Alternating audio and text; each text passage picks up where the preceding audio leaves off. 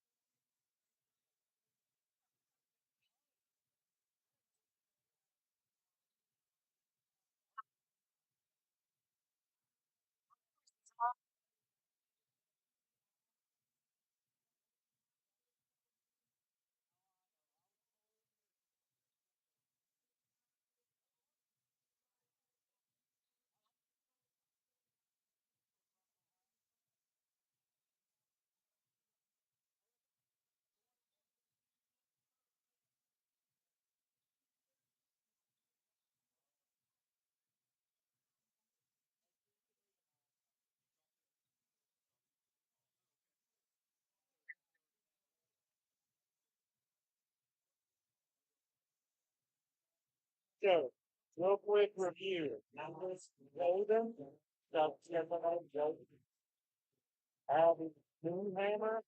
Newhammer is out silver. It's Tyler, Tyler, Harmon, Hodges.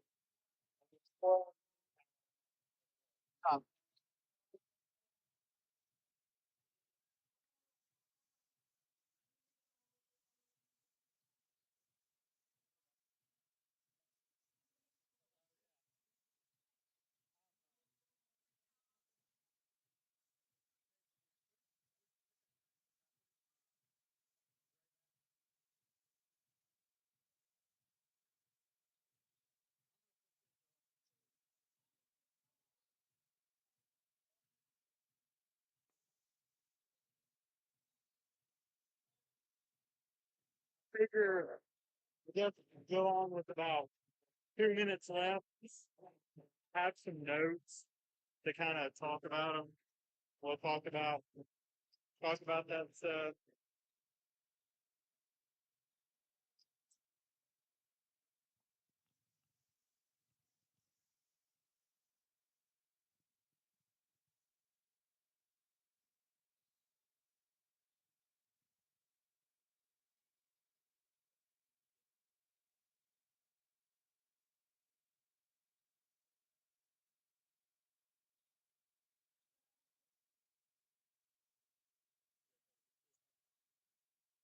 So, before that will all happen.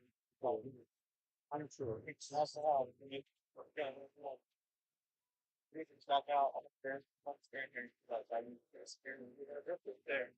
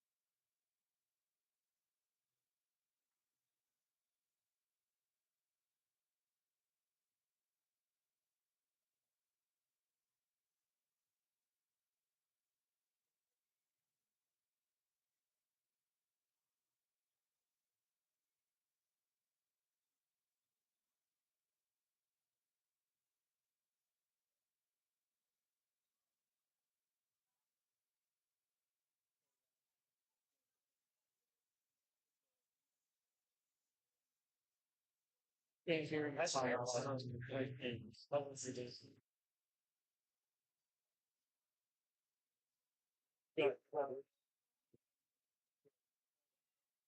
Hey, big number, I'll talk into it.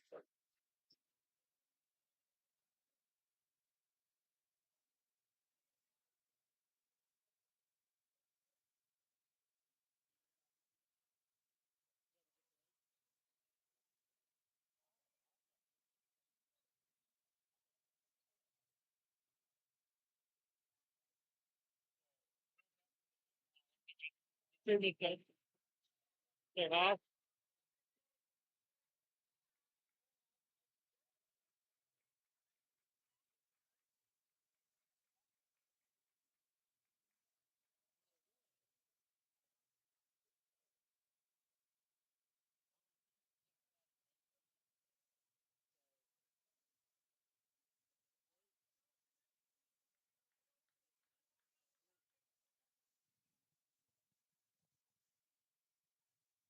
Testing one, two, three. Testing, testing, testing. Testing one, two, three. Testing, testing.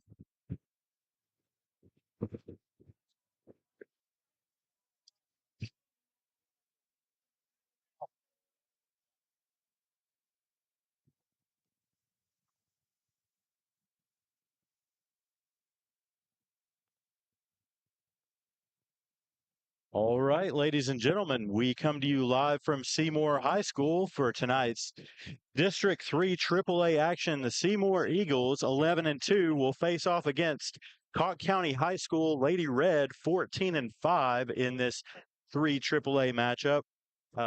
Looking at the records of both of these teams, Peyton, Ty, it looks like we're going to have a good matchup tonight. Yes, we certainly will. We'll break for just a moment for the national anthem. yes, we'll break for just a minute. So we got started.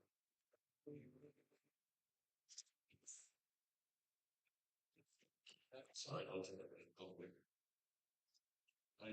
The police eyes, children with bats. With play.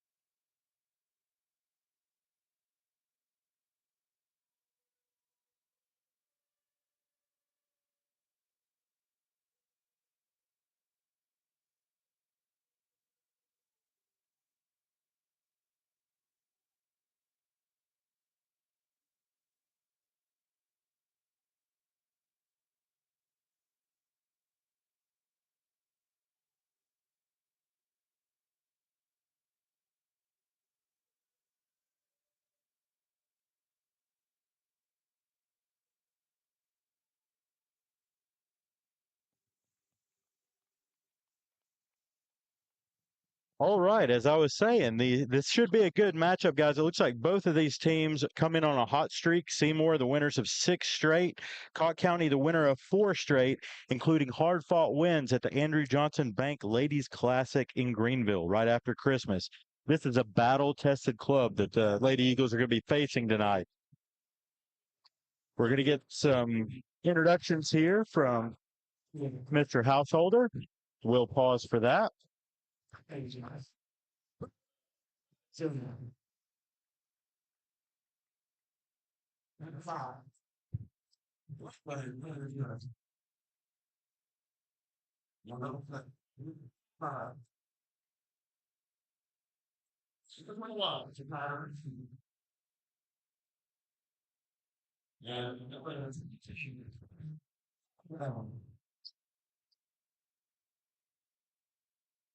In case you didn't hear that, the starters for Cocke County will be number 0, Brooklyn Clevenger, a junior. Number 5, Blakeland Clevenger, also a junior. 11, Abby Niehammer, a senior. 21, Shakira Reed, a senior. And 23, Carmen Carmichael, a sophomore.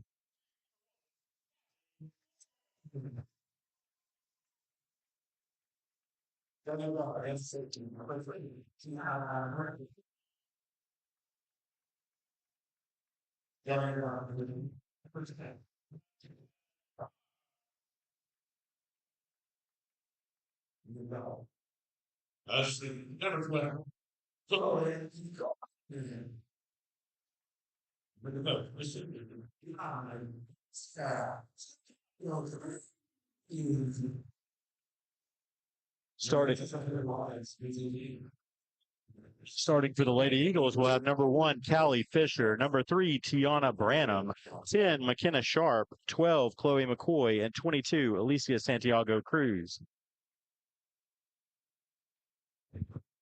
This is a battle-tested Cocke County team. 19 games already played by these girls, which is pretty amazing at this part of the season.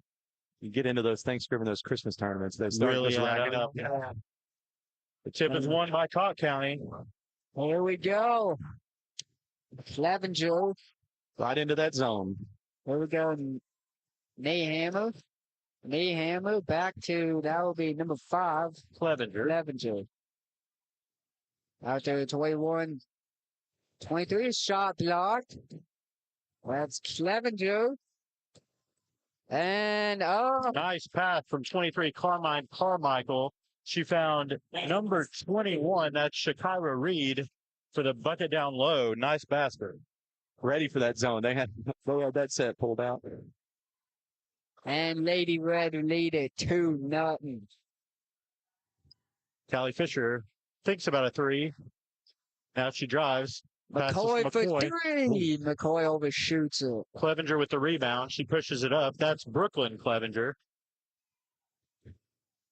They work it down. And 21, Shakira Reed, no good. Reed, Good hustle.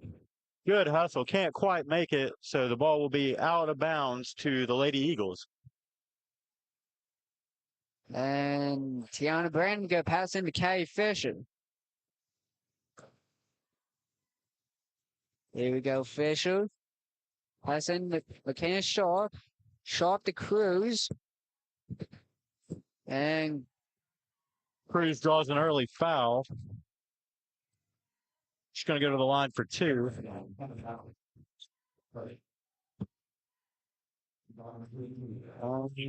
Foul was on number 5. That's Blakeland Clevenger. First shot is good for Fisher. first. Or Santiago Cruz, excuse me. And got the second one. Lady Eagles not to score 2-2. All right. There we go. Can get Fisher for that foul. Just a little too aggressive out at the top of that press. Yeah. So your Lady Eagles played at the Gulf Shores Beach Bash after Ooh. Christmas, where they went 4-0, winning all 4 games by 20 or more. Assuming Coach Tubbs had some ties to get him down there. Gulf Shores. Yeah, that's the part of the country where our coach Kevin Tubbs has come to Seymour from. So he definitely had some connections for that tournament. Went well for the Lady Eagles. He always got out to Granger County. That seems a little better. I like to go Gulf Shores a little more fun Huh. than the winter. Yeah. Here we go. Here's 23 for 3. Carmichael, no good. Gets her own rebound. They're going to call a travel on Fisher as she tried to get that ball. She'd already kind of lost her footing.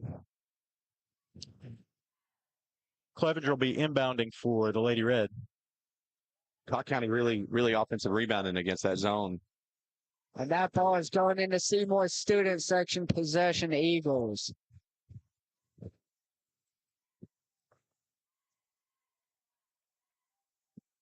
First 2 minutes in, guys, we're seeing a little bit slower pace of play than the last couple games we've broadcast, where it was just frenetic in the beginning. Last game, Seymour Eagles last home game, Seymour Eagles were just hitting 3 after 3 after 3. Mhm. This game, they've just been like kind of warming up. Gianna Branham on the baseline must have stepped on the line. Yep. That's a turnover to Cocke County. This is the first game both teams had been pressing the whole time. Yeah. Seymour stepped out with his zone press, but Cocke County's just letting them walk it up. Kind of makes me wonder if there's like a mutual agreement. Yep. We're not going to kill each Exactly. other here at the 1st of January, Yeah. but we'll see how it goes. I'm sure there'll be some situations where that press is employed. Cocke County looks comfortable though in that zone against the zone. They have a lot of sets. They're bringing it up slow and just getting it inside. And here we go. All the number 5, Lakeland Clevenger. Pass back into Brooklyn Clevenger. Running the pick and roll with Carmichael. Levin. He'll take a 3 herself. No good. Rebound Callie Fisher. Fisher brings it up and across the timeline. Fisher calling out play, pass it back into McKenna Sharp. Sharp back to Cruz. Long pass to Sharp. Sharp for 3. No good. Nice rebound down low there from Tiana Branham.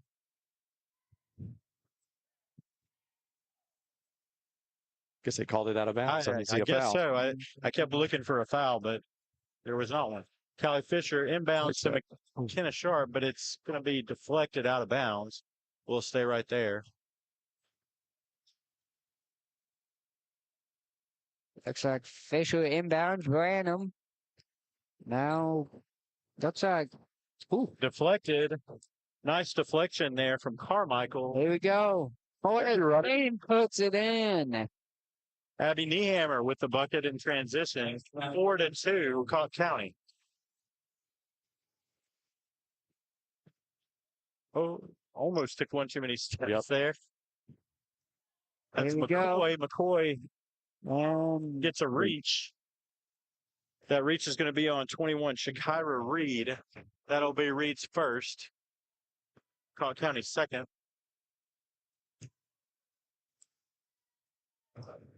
And Callie Fisher looks like she'll be inbounding to McKenna Sharp. Back to Fisher. Fisher going to try and work it back around. Now to Cruz. Cruz up. No good. Rebound Carmichael. Carmichael with the outlet pass to the Clevenger. Clevenger looks down low. Pass incomplete. McKenna Sharp bringing it up for Seymour. And Sharp has it back into McCoy. McCoy to Cruz. Nice ball Cruz movement. puts it back in. Nice ball movement. A great finish from Cruz. Put the biscuit in the basket right there. Really nice acrobatic finish from Cruz. Here we go. Clevenger on the wing. She'll go up top to Carmichael. Carmichael over to Clevenger. Clevenger looking for something to go boxed out by Callie Fisher. Up. Got it. Lakeland Clevenger knocks down the 3 from the corner. One-handed. One-handed. How about that? Unorthodox looking shot, but heck, I'll take it with the results. Yep. Chloe McCoy up top for Seymour. And McCoy back to Fisher. Fisher looking for somebody to go. Fisher. And That's going to be a turnover as the ball goes off the hands of number 3, Tiana Branham. She couldn't, I think the defender was just enough in the way that she didn't realize the ball was coming until it was too late to make the catch. And Jason, if I was Cocke County, I'd keep walking it up and slowing it up like this because it looks like Seymour just doesn't have it. As soon as they ran it down a couple times, instantly Seymour responds. They go back to slowing it up. Just takes them a second. It's almost like they need to bring the energy themselves without the other team going. Yeah. And if some of y'all know a little bit of history between Seymour and Cocke County, they matched up last year in the playoffs at Northview. Cocke County did end up winning that game. Seymour dominated first half. Nice try for McKenna Sharp to keep it in there, but it ends up in a turnover, and that's going to be 23 Carmen Carmichael on the fast break layup. 9-4 Cocke County leads after the 3 in transition bucket. And here we go. Fisher back to Branham. Branham to Cruz. Cruz puts it in.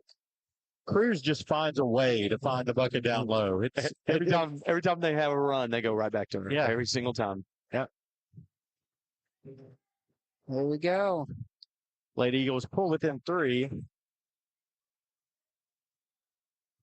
And that'll be 23 Carmichael.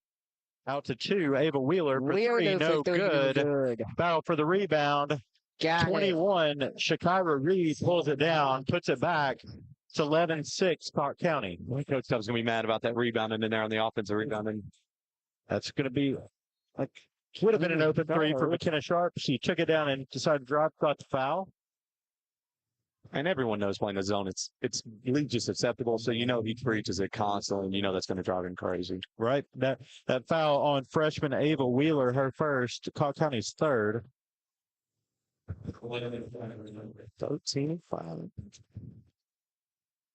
Checking in for Cocke County, we have, was that Ellie Profit? Yep, 13 Ellie Profit, and 5 Blakeland Clevenger re-enters. Fisher. Strong move. Fisher got it. Nice little shot off the window. Those old school guys like us love seeing that. Seymour cuts the lead down to 3. Blakeland Clevenger brings it up, passes over to Ava Wheeler. Wheeler to Javen Campbell. Campbell with a Pass. long pass saved by Ava Wheeler. Wheeler back to Clevenger. Clevenger Got it. finds Ellie Profit down low for the bucket. So we go down to the final 35 seconds in the first quarter. Chloe McCoy makes a move. She's caught from behind by number 1 Javen Campbell for the steal. Oh, And that wild pass there from Clevenger goes out of bounds. Back to Seymour. and Random get inbounded to Kay Fisher. Fisher brings it up for the Eagles. Rolling under 19 seconds to go. McCoy Shot wide for open. 3. No good off the side iron. And Clevenger with the rebound. Bringing it up is Javen Campbell. And Campbell for finds Wheeler for 3 from the Got it. corner. 5 seconds left. Fisher for long. No good. Man, Slowed it for the last 30 seconds. you definitely see this team is an experienced battle tested team. They've taken the things that Seymour's done and actually found exploitations to everything we've done at this point. Like I said, they walked it up when we are set up, and then we're not set up. They push it right down the backs and get open threes. Yeah. Really force feeding that high post too against that zone. It's making us spread out and go right back in. Coach Tubbs is going to be looking for answers on that. So what do you think he's telling the girls right here, Peyton? Definitely tell them the offensive rebounding has to stop because it's a tie game without that. Yes. Besides that, he's probably telling them to push the pace because every game we've done so far has been a track meet and they've all looked good for the Lady Eagles. So this one not being a track meet and being down 16-8 in the first quarter, he's going to see that correlation as well. So that second three came in transition. I think the first one over here, that was off of an offensive rebound, I believe. Yep. So that's 2 times, transition threes, offensive rebound and 3. So you're not in your normal set. They found the open player and taken advantage of it. Like I said, that's veteran basketball. Yeah, that's just a team that's played a bunch of games, like you said, 19 games already. Yep. 2 seniors, 2 juniors, and a sophomore in the starting lineup for the Lady Red. Seymour starts 3 seniors, a junior, 3 seniors and 2 juniors. So pretty even there. And the sophomore's the tallest girl on the floor. So that's a good reason to be starting as well. So here we go. Sharp. Back to Fisher. Fisher to Branham. Branham lost it. Steal by Carmichael, but stolen right back by Santiago Cruz. Takes one too many steps. She looked for somebody to pass it, but she was leading the pack. Checking subs in the night. Checking in for Seymour, first sub of the night. Landry Burns, a junior, number 21. She'll check in for Santiago Cruz. Going to get a breather. That shows you that pace has been slow. They hadn't even, no one's sucking wind yet. Clevenger to Ava Wheeler. Wheeler over to Clevenger. Carmichael drives, puts it up. No good. There's a rebound for 21 Landry Burns, and the Eagles bring it up. Callie Fisher in to attempt a shot. She's going to be fouled, Go to the line. Around, it looks like. 2. Oh, it is. Oh, nope. They changed it. Brooklyn Clevenger. He said initially, but now he's changed it. Yeah. There's your change right there, though, Jason. They put 2 people on that middle high post. They've sunk in from the top and put a post on her. So they just really kind of trying to keep that ball outside and make him shoot it from the outside. Foul was on Clevenger. I believe that Fisher got the first. may be her first. We don't have, it doesn't look like they have the fouls updated on the, they don't have her in, so. And Seymour cuts that lead down to 6. There you go, Clevenger. Brooklyn Clevenger 0-0. I assume her sister, Blakeland Clevenger, also a junior, is number 5. And that's Blakeland with the ball. Finds Brooklyn down low. The spin move Got off the it. glass. Nice move. Stretches the lead back to 8. Chloe McCoy finds Fisher up top. Fisher settling things down. Fisher trying to think of someone to go. Fisher. He lost the ball. Got it back. That actually kind of worked for the good there. She's kind of caught up and nowhere to go. Fisher thinking of somewhere. Over Dumps to it Maddie out. Jarvis. Now McKenna Sharp for 3. No good. Rebound Clevenger. Brooklyn Clevenger passes over to Ava Wheeler.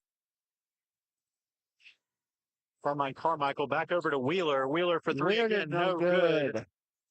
Rebound Callie Fisher. Back over to Fisher. Fisher. Here we Look go. out. Fisher. Sharp standing over there on the wing. I thought Yep. for sure that Callie was going to look out there for the 3. Lady Red bringing it right back. Nice extra pass. Ooh, no Can't get good. to go. And that's what happens, Jarvis. Jason. You get pushed out of doing what you're normally doing. You Yep. start forcing it a little bit. I've seen Fisher make that pass. Oh, Charlie. Yeah. Fisher. Wow. Fisher pushed it there. She kind of beat her teammates on the floor and won. Wow. Acrobatic finish. That foul's on number 2, Ava Wheeler. That's going to be Wheeler's first. Unreal. Second foul of the quarter on the Lady Red. Fisher to a line for 2. Fires. Can't get. For 1. My bad. Oh, Fisher. And I'm going to go ahead and give you the warning, Peyton. If you see a Tennessee score tonight, Oh, I'm off as well. I'm recording and go watch it when I get. Yeah, I got Carly pausing it for me. She's Oh. going, as soon as it comes on, she's going to pause it. We're going what Tennessee Total. game you guys watching? Tennessee, Florida tonight. Tennessee, Florida basketball tonight. Kneeling at Battle of the At unbeatens, Florida, yep. right?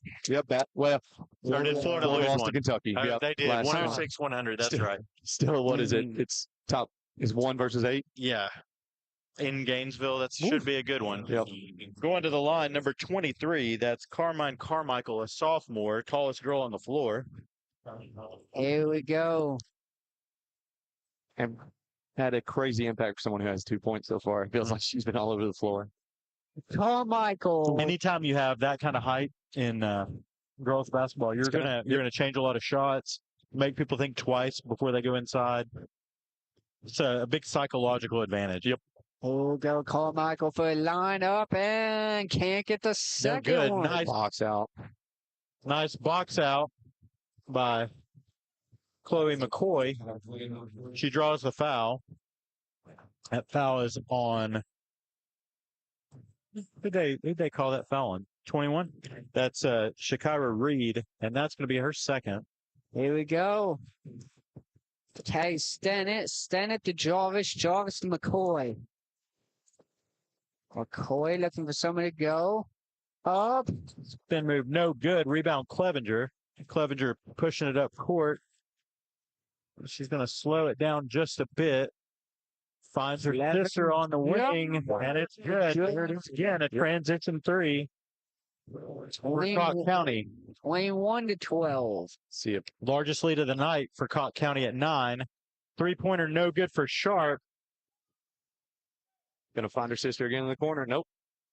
She had her sister again over He there. was trying to find Carmichael. It got tipped by Seymour. It's going to stay with Cocke County. Yeah, getting Fisher back in here right here just to kind of settle the offense down. Seems like a good decision, like Coach does. Yep. That's Clevenger to inbound. And Chicago Reed. Seymour has a pretty deep bench, but mostly unexperienced at the varsity level. So Coach Tubbs is going to have to kind of pick and choose when he uses those. And in a district matchup like this, the intensity levels up a little bit. You know, you might have pressing from both sides from time to time. So he's going to need that bench. Yep. And so you know what our schedule looks like. The 10th, Seymour is at home against Northview. And one roll. Nice offensive rebound there from Cruz. Passes over to Fisher. Fisher, little hesitation like she was going to take a shot and then slipped as she drove. Got it knocked out of bounds. The Eagles going to keep it. Lucky break for Seymour. That's saying our way. Fisher looking to inbound. And there it is to Callie Stinnett. Stinnett up top looking for Fisher. There's McCann Sharp. Cruz. Jump ball. Callie Fisher. Quick hands. Got a hold of the offensive rebound there. Got tied up. Ball goes to Cocke County. That was Stinnett that got tied up. Yeah, it was. Yeah. Did I say Callie Fisher? Yeah. I meant Callie Stinnett. No, you're fine. Thank you for the correction, Ty. I need it. Eventually, I'm going to learn all these Seymour players. Both Callies are on the court, so it gets confusing. As a long time. Twice. Here we go. Oh, Cruz loses the handle. Back to Fisher. Fisher going to get fouled up top. I think that's going to be on 23. Yep. Carmen Carmichael, that's her first. Any fouls you can get on her, you want. Yes. 13, Ellie Prophet is also a pretty tall post player. She's also a sophomore. Yeah, I think she'd be the tallest girl on our team as well. Yeah. That's two that we're going to have to worry about for 2 more seasons after this year. Yep. There's the steal by Ooh, they got her foul there. Abby Niehammer with the steal. She could kind of hear the footsteps, kind of looked back a little bit, sort of lost the handle. Cruz got a pretty clean Cruz block got up top, but got her with the body. Yeah. Niehammer to line for 2. Up. Got the first. Cocke County finds the double-digit lead, their largest so far of the night. 2:59 remaining in the half. And Niehammer got the second one to go.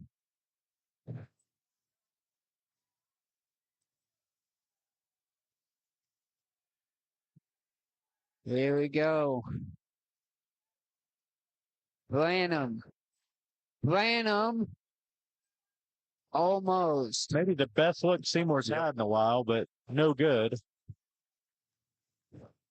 It's a big 2.5 minute stretch here just right before the half. Really like to get some momentum going. You definitely want to get this lead down to 8 or less. Yep. By halftime. Not a good start. Stepped out of bounds, came back in with it. That's a lucky break. Yes, no doubt. 2:24 remaining in the first half. Cocke County leads 23-12. Callie Fisher to inbound the ball for the Lady Eagles.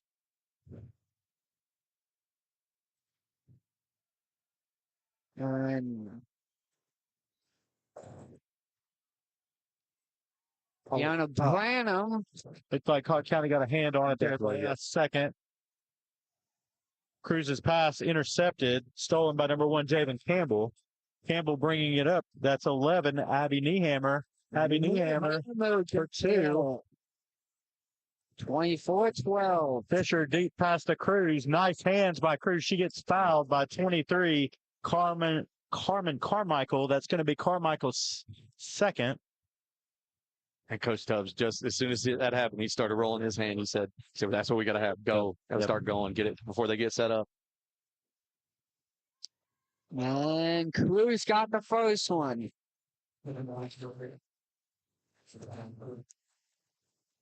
Oh, yeah. Like I said, that's Carmichael's second. That's huge for the Lady Eagles. You know, one advantage for Cocke County, they have had a game in just the last few days. They played January 3rd, whereas we haven't played since the end of that tournament where we, it sounds like we kind of outclassed our competition there. It's a little road trip. Yeah. This is kind of a trap game, even though it's a district game. Sleepy start. Yeah, for just sure. Started school back. We're thinking about that too. So I said, hopefully they can get a little momentum going in the half right here. And Coach Tubbs can give them a little wake up call at halftime, I'm sure. Yep. Tomorrow will actually be the first day of classes for Seymour students. So these kids are still, they were probably in their PJ pants until 4 o'clock today. Yep. How about a schedule in a district game before school even starts back? Huh. Well, I'm pretty sure Fulton's was, Cocke County, I think they were out for snow today, weren't they? They were. Yeah. They were. But apparently the Rose were good enough to play ball. Number 11, Niehammer, passes over to Clevenger. Clevenger works it around. She was expecting Javen Campbell to cut for the basket. Campbell was You cannot do that. No fake back doors. No, That's rule number one. As soon as you fake that back door, it's on you. And right to the bench. Yep. Right to the bench. That's Bodie Bible, coach of Cocke County, made the sub. McKenna Sharp has it for Seymour. Sharp pass it back into Cruz. Cruz long pass to Fisher. Fisher. I like the idea. Use that window. Had her advantage in it. And Fisher came in. The cheerleader reached in and grabbed it while it was still alive. I don't think I've ever seen that. Yeah. I don't know. Still goes to Cocke County. Still goes to Cocke County. I guess it was off of us before, and it was obviously going to go out of bounds. Correct. Nobody was going to get it. So, all right. Just she help out. Clevenger with the ball over to 11, Abby Niehammer. Niehammer, little contact there over to 21, Kyra Reed. Reed to Clevenger. Clevenger on the drive. No good. You see Seymour's gone the final minute. Chloe thought about stopping and pulling it. There it is. Playing them for three. No good. Good. Nice rebound for Cruz. How off the window. Do? That's 9 points for Santiago Cruz, who has 9 of our 16. We are within 10 though, and that's much better. Yep. Here we go. So they're going to run a little clock here, get to half. Hopefully with a couple good shots. Down to 30 seconds. Brooklyn Clevenger trying to decide where she's going to go. Pick set by Profit. Pass down to her sister, Clevenger. Back out to Niehammer. Niehammer for an open back to Clevenger. She's open. For three. No good. Front rim. Cruz. Fight. Going to be a jump ball, and I think that's going to be Seymour's. Yep. On the ground possession. Big Seymour. possession. Like I said, get it to that 8, 7. Get it down there. And also speaking on the topic of snow, it was snowing a little bit at my house earlier. Hey. Yes. I think we're going to have a week of flurries and all kinds of things. Yeah. The big chance is Friday, it sounds like. Oh, McKenna Sharp pressured. 4 seconds to go. Fisher's going to have to hurry. Fisher. No good. Can't quite get the handle on that one. Probably not the set that Coach Tubbs wanted. But he definitely was looking to get it to Fisher in there, but 2 or 3 girls on her, it's hard to go ahead and force it. Having the score down in single digits, though, that's definitely better. Yes. A little more manageable. What do you look for in the second half? Do you think Coach Tubbs might try to switch things up and turn the press on? Yeah, he's gonna turn that pressure on. Like I said, everything good that came from the Lady Eagles that half either came from Fisher and Santiago Cruz working a 2-person game, or they got it up ahead of there, setting up. When you have height and length like Cocke County has in there, it's making everything hard when they're set. So he's going to get them pushing, I guarantee it.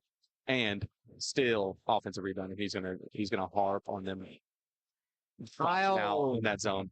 I agree with all that. We'll let you take in the sights and sounds of the Lady Eagles cheerleaders.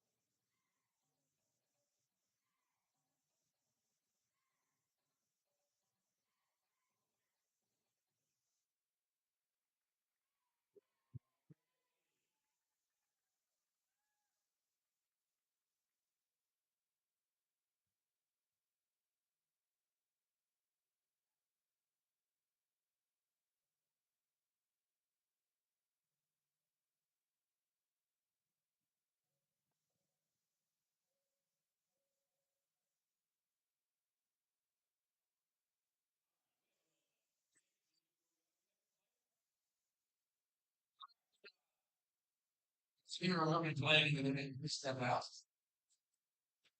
It's true this game. Everybody starts to go.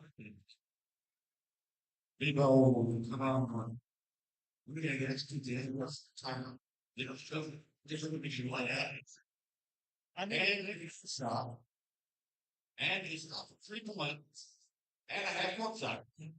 Now, they what did he get got? And so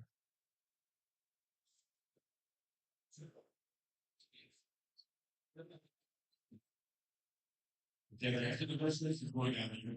You know, guys, not doing the thing themselves. Stephanie. Oh, come on. Oh, come on. This probably.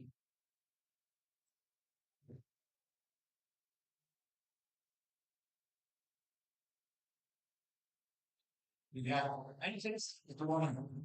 This camera. 15. 12.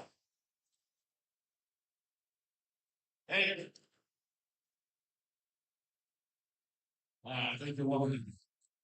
3, 2, 1. Come on. Now, just before it is the time keeper, you'll have 45 seconds. And in 45 seconds, when I say go, your object is to make a play.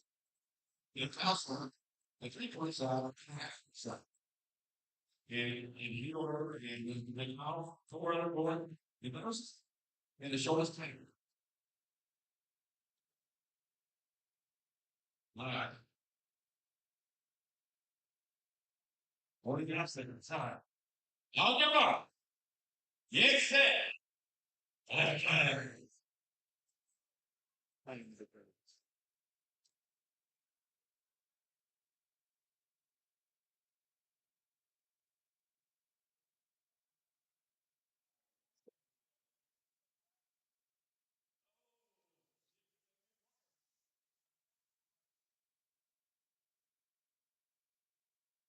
Right.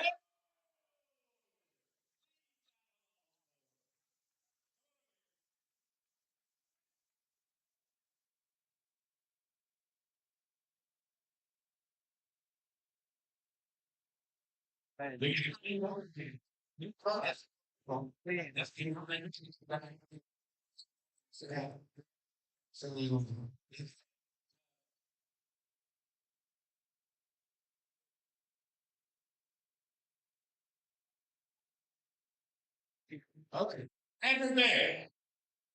Andrew, here's like your prize. Let's give Andrew a round of applause. And I'm going to play with a round of applause.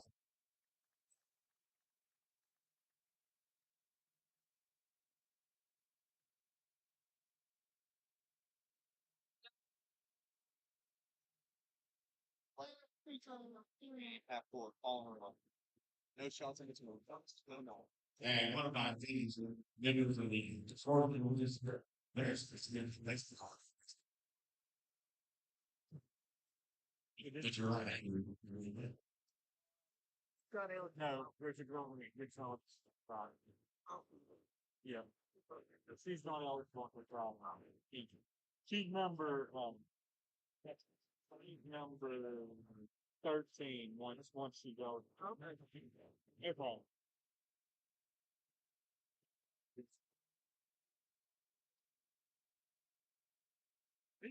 So, it's kind of fun. Good. Yep. Not that I want to go that way too. Buddies.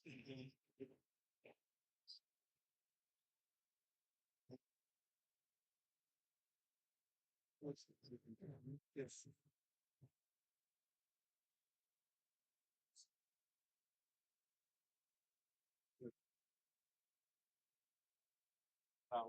Arms around. Yeah.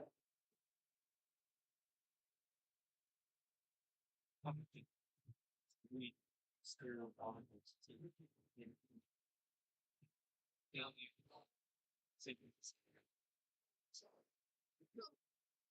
No.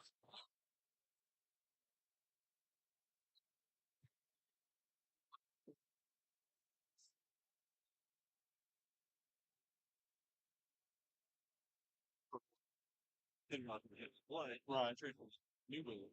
6 and it's new his byline. Woman like talking something entire argument during 2016. Just shut up and huh? It's like it doesn't play as well. Yep. I'm sure it doesn't. You would see. That's all. Uh, or no, now he's yeah, I'm on your end. Also, I was kind of watching. I don't know. That's like, and then we're going to be right.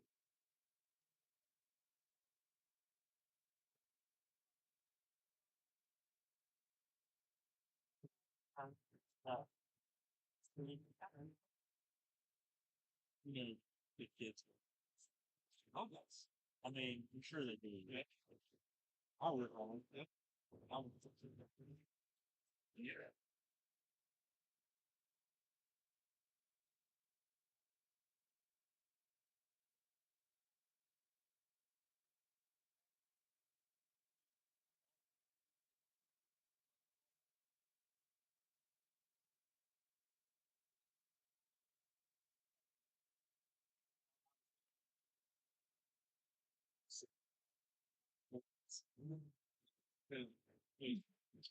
They did really about yeah.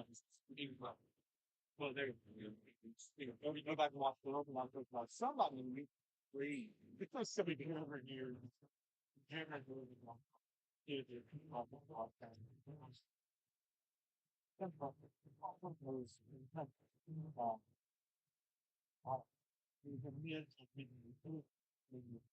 It's probably they couldn't have team to about yeah, he's like and for man passing and no and he was like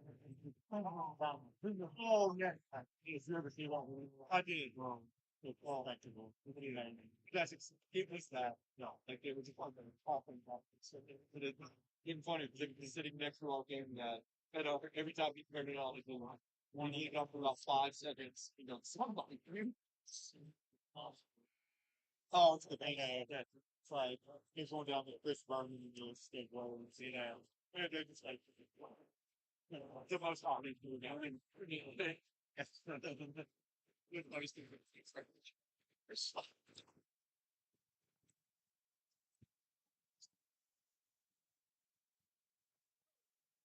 All right, we're back here at Seymour High School where your Lady Eagles trail the Cocke County Lady Red 25-16 in this District 3 AAA matchup. So far, we've seen a pretty nice little exchange. Seymour not exactly playing the way probably Coach Kevin Tubbs hopes, but we'll see what kind of adjustments they've made at half. See if they can get somebody else on the score sheet here too, because it's all been it's Cruz and Fisher 9-7. That's the whole. Yeah. Every other game we've watched, it's been a way more. Now Santiago Cruz has gotten hers most games we played here this year, but um, it's been a more balanced, more getting the ball moving against the. Again, it's been more pressure than has been in this game, so they haven't really had to. But let's see if they can get that ball movement worked around and, like I said, pick that pace up. be interesting to see what adjustments Coach Tubbs has made at halftime. I'm sure we're going to see some. Yep. The two-time state champion coach is going to make some changes after a first half like that. The officials are bad. It's like Seymour has all of their starters back out on the floor. Yes. Same for Cocke County. All starters return. That's Brooklyn Clevenger, number 0. Brooklyn Clevenger, 5. Abby Niehammer, number 11.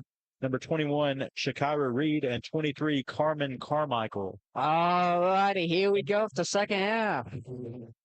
Clevenger. Here we go. That's 21, Shakira Reed. Now back to 1. Campbell. Clevenger. And here we go. And early timeout. Early timeout for Bodie Bible. Bodie Bible takes a early timeout there. That's 19 seconds into the that's a Greg Popovich timeout right there if I've ever seen one. World record. Had a set called. It didn't go like he wanted. He said, "Nope, we're running this set." And I'll tell you what. He may have just hit a world record fastest timeout. That's probably pretty close. I haven't seen many come that quick. Yeah, he had a set for that zone, and he said, "We're going to run it." See if they bring that zone right back out the same way. Peyton, you're better at picking up the little strategic things. You might notice what he was trying to accomplish that they didn't do. Yeah, definitely getting the ball to the high post is what they've been doing the whole time. Oh, he's not going to be happy about that. He's not going to be happy about that because that's the wasted timeout. Sure still got a turnover. Shakira Reed was who he said something to at that timeout. Yep. And Kelly right Fisher brings it up for Seymour. That's the first adjustment you've seen from Coach Tubbs right there. He went right back to putting just someone on that high post. Still for Abby Niehammer. And Niehammer and Sharp have a little kind of collision there. The ball goes out of bounds. No call. Going to stay with Cocke County. Yeah, Sharp got her hand, but she got a hand on it, but she got the worst of it. She took a shoulder right to the chin. Here we go. That'll be number 5, Brooklyn Clevenger. That's back in the 0-0. That's Blakeland Clevenger, number 5, Brooklyn Clevenger, 0-0. Here I am getting confused. It happens. Now those tries again. Brooklyn Clevenger, here we go. Pass back into Blakeland Clevenger. Back to 23. Carmichael. Clevenger. Cruz has a hand on it. Cruz. A little bit. Oh, and great effort there. Got to get it across. That's a great save right there, man. Nice pass. Cruz. No good for Cruz. Knocked back out. And great hands. Good effort from Clevenger. Steam by Clevenger. Oh my That's a God. big time Nice block from Callie Fisher. Shows her athleticism there. Oh my goodness. Clevenger out for Steam. Fisher just comes right up. It was a great block. Smack the ball right out of the air. Wow. So this Cocke County team is 14-5. Those 5 losses come to Westridge, Davy Crockett, Farragut, Webb, and Oak Ridge. Yeah. So they've played some good competition out of district for sure. Here we go. All of their postseason all of their Christmas tournament games were also against pretty good competition, all within 10 points. Close games. They beat Knox Catholic. Beat JL Man. I'm not sure where that school's located. Beat Davy Crockett, who they had lost to earlier. And, well, the Oak Ridge game started that tournament off. And they beat Fulton on the first, 55-40, an improved Fulton team. Yep. Team that they crushed earlier in the season, as did we. Here we go. Fisher passes back into McCoy. McCoy to Branham. Branham. Oh, wow. Good save. To McCoy. Out Cruz. Fisher. They just will not let the Eagles get anything fast-paced going. It looks like everything's in mud. To Cruz. You can't get the goal. Unusual for Cruz to have a good look down low and not convert. To go and There's Carmichael scoring down low. That stretches the lead to its largest of the night at 13, 29-16. And here we Fisher loses it. That's Levinger on the ground. Saw the jump ball. It's going to stay with Seymour. Definitely not the start those folks wanted coming out of half like there. Santiago Cruz finds McKenna Sharp on the wing. Seymour's honestly just got to slow down and take their time. McCoy's pass deflected right to Cruz. Cruz puts it up. No good. Just can't get one to fall. Can't get one to go down. That's going to be out on Abby Niehammer. Stay with Seymour. Here we go.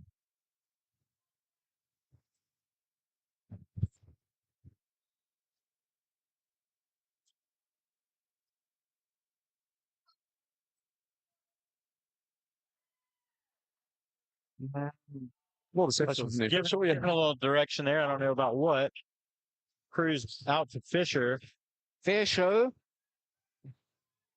finds Chloe McCoy, who's going to be fouled. McCoy going to be fouled. But even that looks hard, Jason. I mean, it just looks. Everything tonight has been upstream for the Lady Eagles. Nothing has come easy.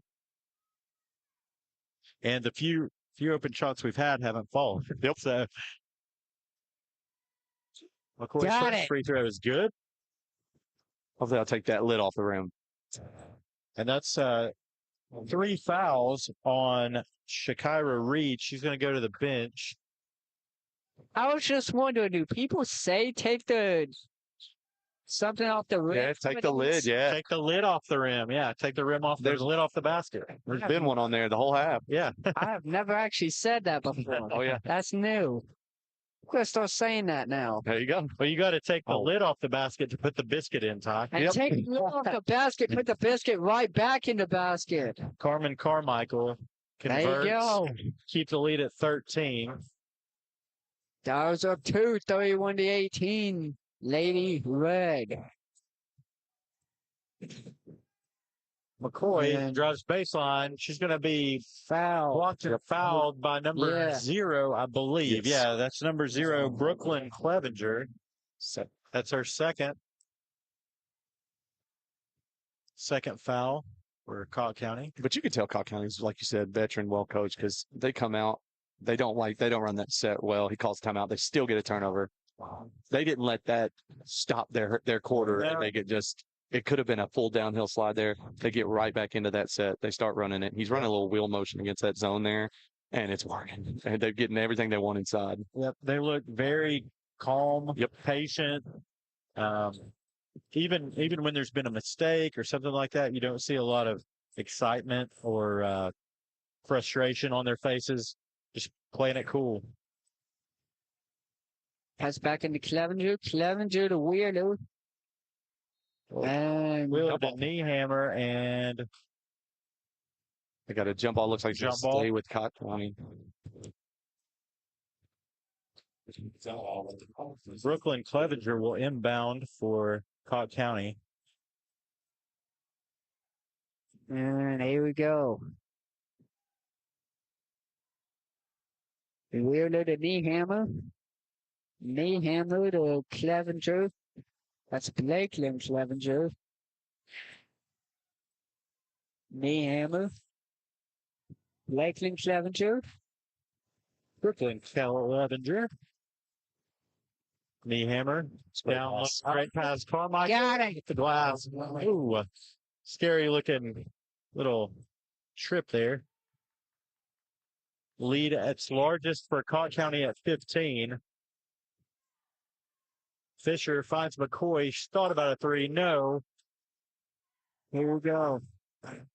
Fisher drives off the glass. It's good. Fisher's up to 9. I came up with a new one. What's that? My coworker Landon told me to say this, but good golly, Miss Marley. Oh, and there's a bounce for you. There it is. As soon as I say that, rebound. There's a good time to use it right there. Yeah. It bounced all around the rim, hit every piece. Good God, he missed Molly. That would be That really was good. a two. Really good when we play against a team with a Molly time. There you go. Huh. Cruz backs down. She's And- going to be fouled by number 2, Ava Wheeler. It's going to be Wheeler's second. Cocke County's 4th.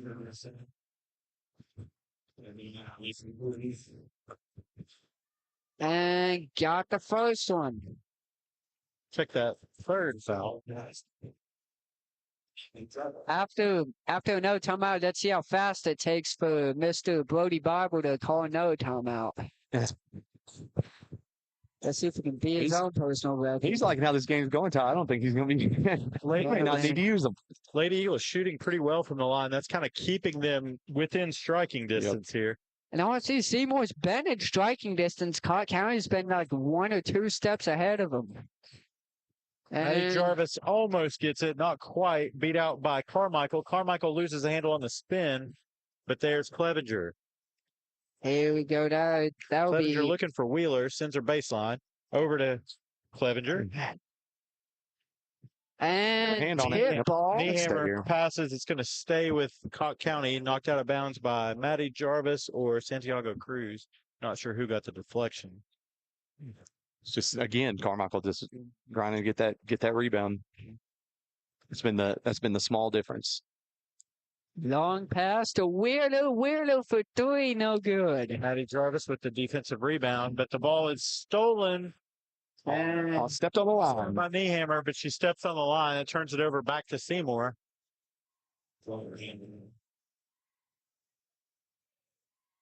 Minute and 46 remaining. Seymour trails 35-22 in the third quarter.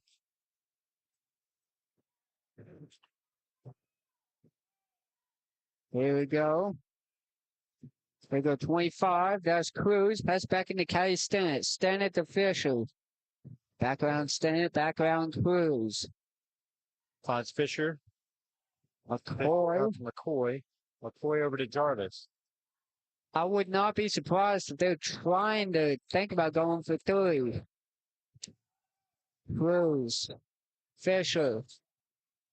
There's 3. Jarvis. 3. No Off the good. back of the rim. Chloe McCoy, nice tip over to Callie Looking Stennett. tight. Pulls in the offensive rebound. Here we go. Briefly had Santiago Cruz down low. Didn't quite see that passing lane. Passed up. Pulled it back out. 35-22. We're now under 1 minute remaining in the third. McCoy.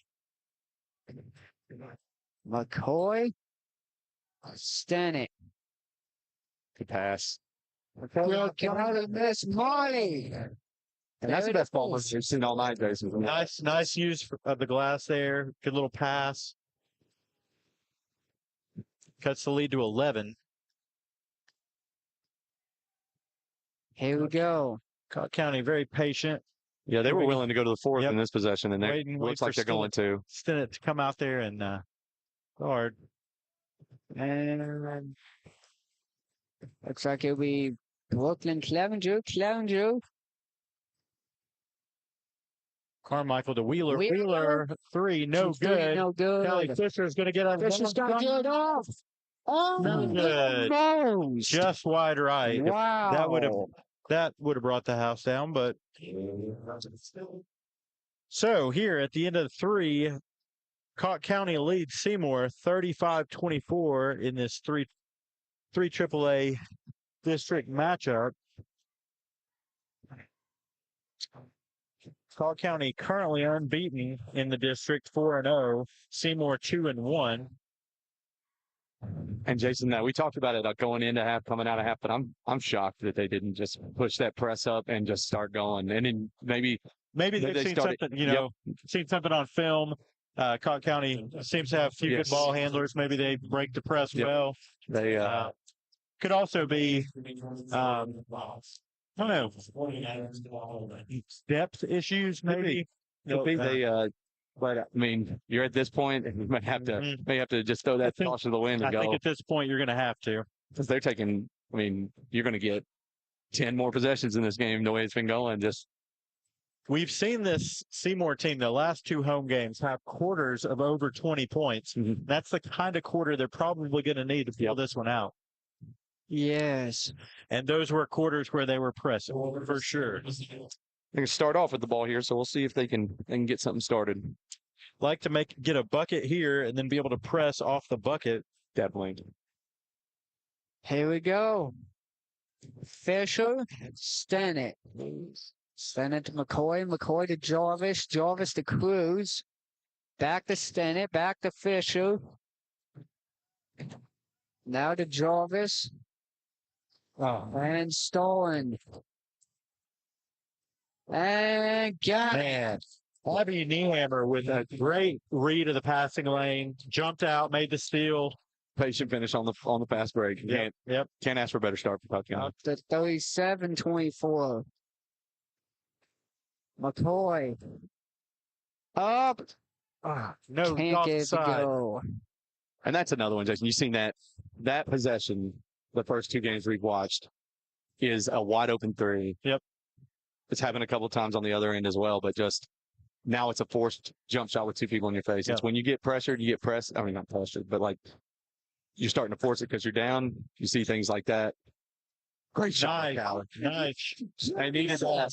The rest of the basket. No pressure after that. Of course, after you do that, you see that they force the ball Right down the court. That they haven't done all night. After a made basket. Kai Fisher just launched an absolute bomb for three. Who picked up the foul there, Peyton? Did you know? I did not see. Me neither. I think it was 32.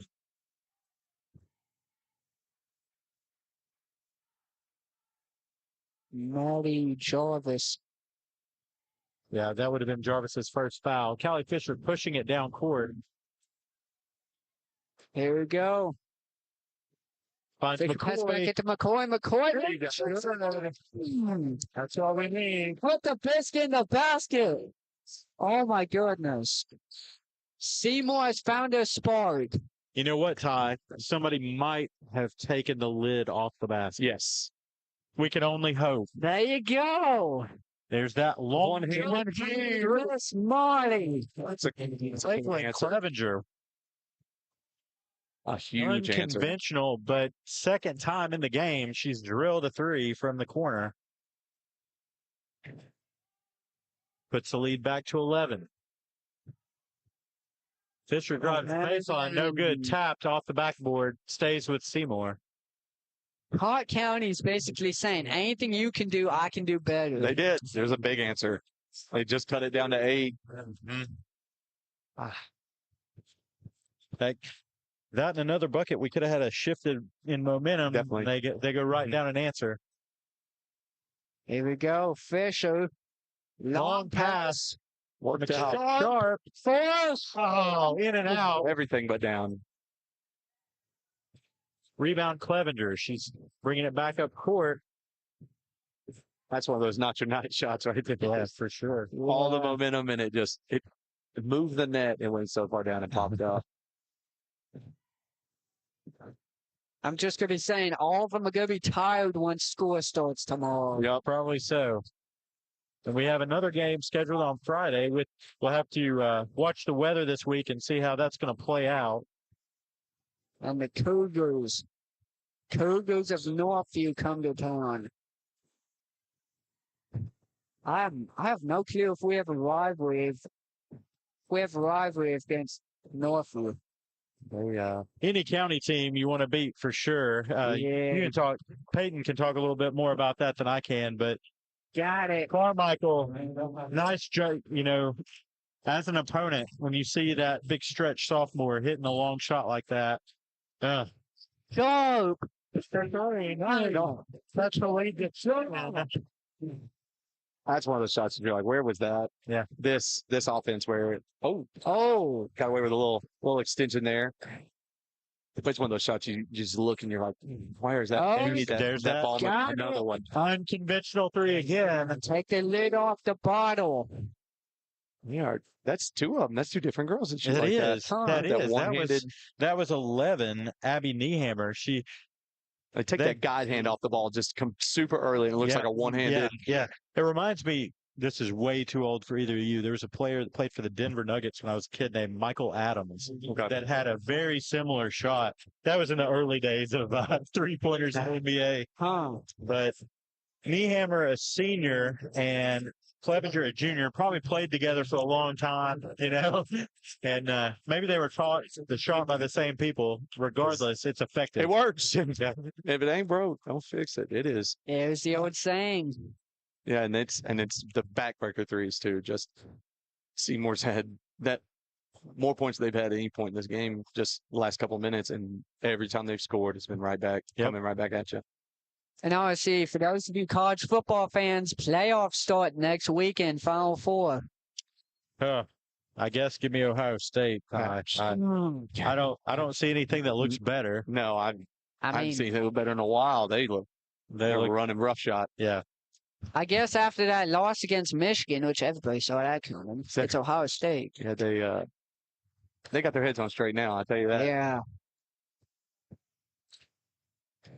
Give me Texas to bring home the national championship. Oh, I like it. Going out on a limb there. That's a bold call. Hook 'em horns. Callie Fisher brings it up for Seymour. Finds Chloe McCoy, sets a pick. McCoy driving, and no good. It's going to be tipped and stay with Seymour. Seymour's really been able to claw their way back. Will it be enough? And we definitely got a bigger fan section right back behind us. Yeah, Cocke County's ramped that pressure up a little bit on the defensive end, and here we go. Here's Clevenger. And Fisher almost. Fisher popped up in the elbow by like 3 seconds. Number 5. That is one hand again. Wow. Has she missed one yet? I don't think I've seen her miss one. Wow. Every time she's had an open one, it's just been counted. Lakeland Clevenger has just been consistent. Got a kick ball there. Yeah, every time she's got one out there, she shot puts it in. But you could tell they got that timeout right there, and their coach said, "We got to stop that drive, knock it out," and they just came right back and got it back to 16 almost instantly. Yeah, NFL playoffs start next week too. It's that sportsy time of the year before a big lull. It sure is. My son and I, Ty, we just went to Detroit this past weekend. Went to 2 Pistons games. That's our NBA team. And watched, shot over to Detroit, University of Detroit Mercy. Watched them play a game against Milwaukee, Wisconsin. Bruce Pearl's old school. Yeah. Detroit Mercy, most people probably don't know, was Dick Vitale's team that he led to the Sweet 16 back in the 70s. Fort named after Dickie V. Yeah. If I'm recalling correctly. A few NBA players from there. John Long. Nobody really recent stands out, but they had the coach's son for a minute. He had broke like the NCAA D1 record. That's right. That was good call, Peyton. Davis, I believe their last name was Davis. Yeah. Now I see Mike Davis, Coach Mike Davis. Yeah. Yep. Now I see one name that you won't hear in the NFL playoffs is the Cincinnati Bengals. That's right. Joe Burrow. That's right. Nice bucket for Tiana Branham. Yes. Cuts it to 14. And here's your press. And then knock the ball. Possession arrow go remain with Cocke County. We're in the final 4 minutes here. 3:36 remaining. Cocke County's kept their comfortable lead now at 14. Swing it over. There it is again. No good on this one. Look at it coming off again, though. It looked good. McKenna Sharp gets the rebound. Fisher pushing it. And Fisher got it. Seymour starting to come back. They're gonna have to keep it going. There's no wall here. It's gonna be over quick. Keep that pressure on. Here we go. That'll be Campbell, guarded by Fisher and Sharp. Don't leave her open. Yeah, it looked like she was going to pull another one there first. Carmichael out to Clevenger. Clevenger into Carmichael, and there it is. Nice. Two-man game there, back and forth. 51-37. 2:35 remaining. Callie Fisher brings it up for the Lady Eagles. Sizing up Carmichael, takes her to the bucket. Another one. Timeout. Playing from behind an entire game will take it out. You can see the girls having to drag it out, keep going. Callie and Santiago Cruz, they're both just forcing everything, which they have to try to bring a comeback. You put in all that effort, and then they come down and hit those threes. Yep. It's a backbreaker. Yep. And with their defense, they're playing this defense that just makes it nearly impossible to get a good shot. We only have 2 or 3 girls that can really create off the dribble on their own. They really have to work the ball around a lot, and there's a lot of chances to make a mistake in that. So Cocke County with a really solid game plan tonight. Yeah, man. Yeah, Coach Bible, he's had them out there, and every time they've come to timeout, every time they've come out of a timeout, it's looked good, which is just the sign of a veteran, well-coached team. Those of you watching who don't know, this is Coach Kevin Tubb's first season with the Lady Eagles.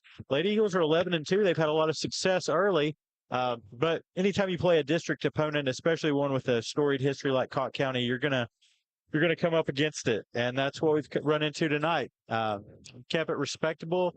We'll see them again. Yes. Always fun playing up in Cocke County. That's a little sweat They box love play basketball in Cocke County. And it is always fun.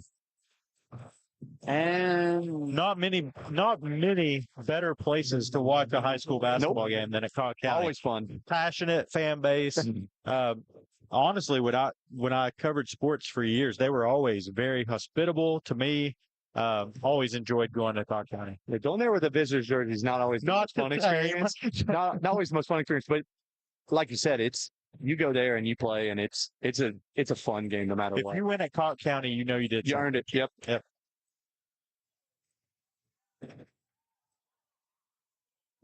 Javen Campbell to Clevenger. Clevenger out to Carmichael.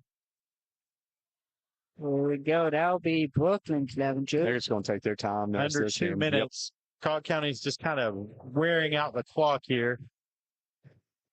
Tubbs calling for some pressure. Now we're going to get the foul. Foul's on number 10, McKenna Sharp, her first. Seymour's honestly just been tired. Honestly, they've been trying. Honestly, it doesn't matter if it's football, basketball, soccer. If you play Cocke County, it's going to get exciting. Yep. Cocke County has their athletic department has improved over the years. They've always been pretty good at basketball, girls and boys basketball, but you've really seen the other sports rising. I was speaking to their athletic director before the game. He's first year athletic director, and he's got a good program over there. I think Coach Bible wants to timeout. Just talk about what they're going to do holding this ball. Now that Seymour switched a little pressure out, they saved themselves a foul, actually. Saved the Eagles a foul at that timeout. Huh. Now, honestly, going back to what I said about college football playoffs, I know Tennessee fans aren't happy to hear this. What are you guys most looking forward in the 2025 season like? With Tennessee football? Yeah.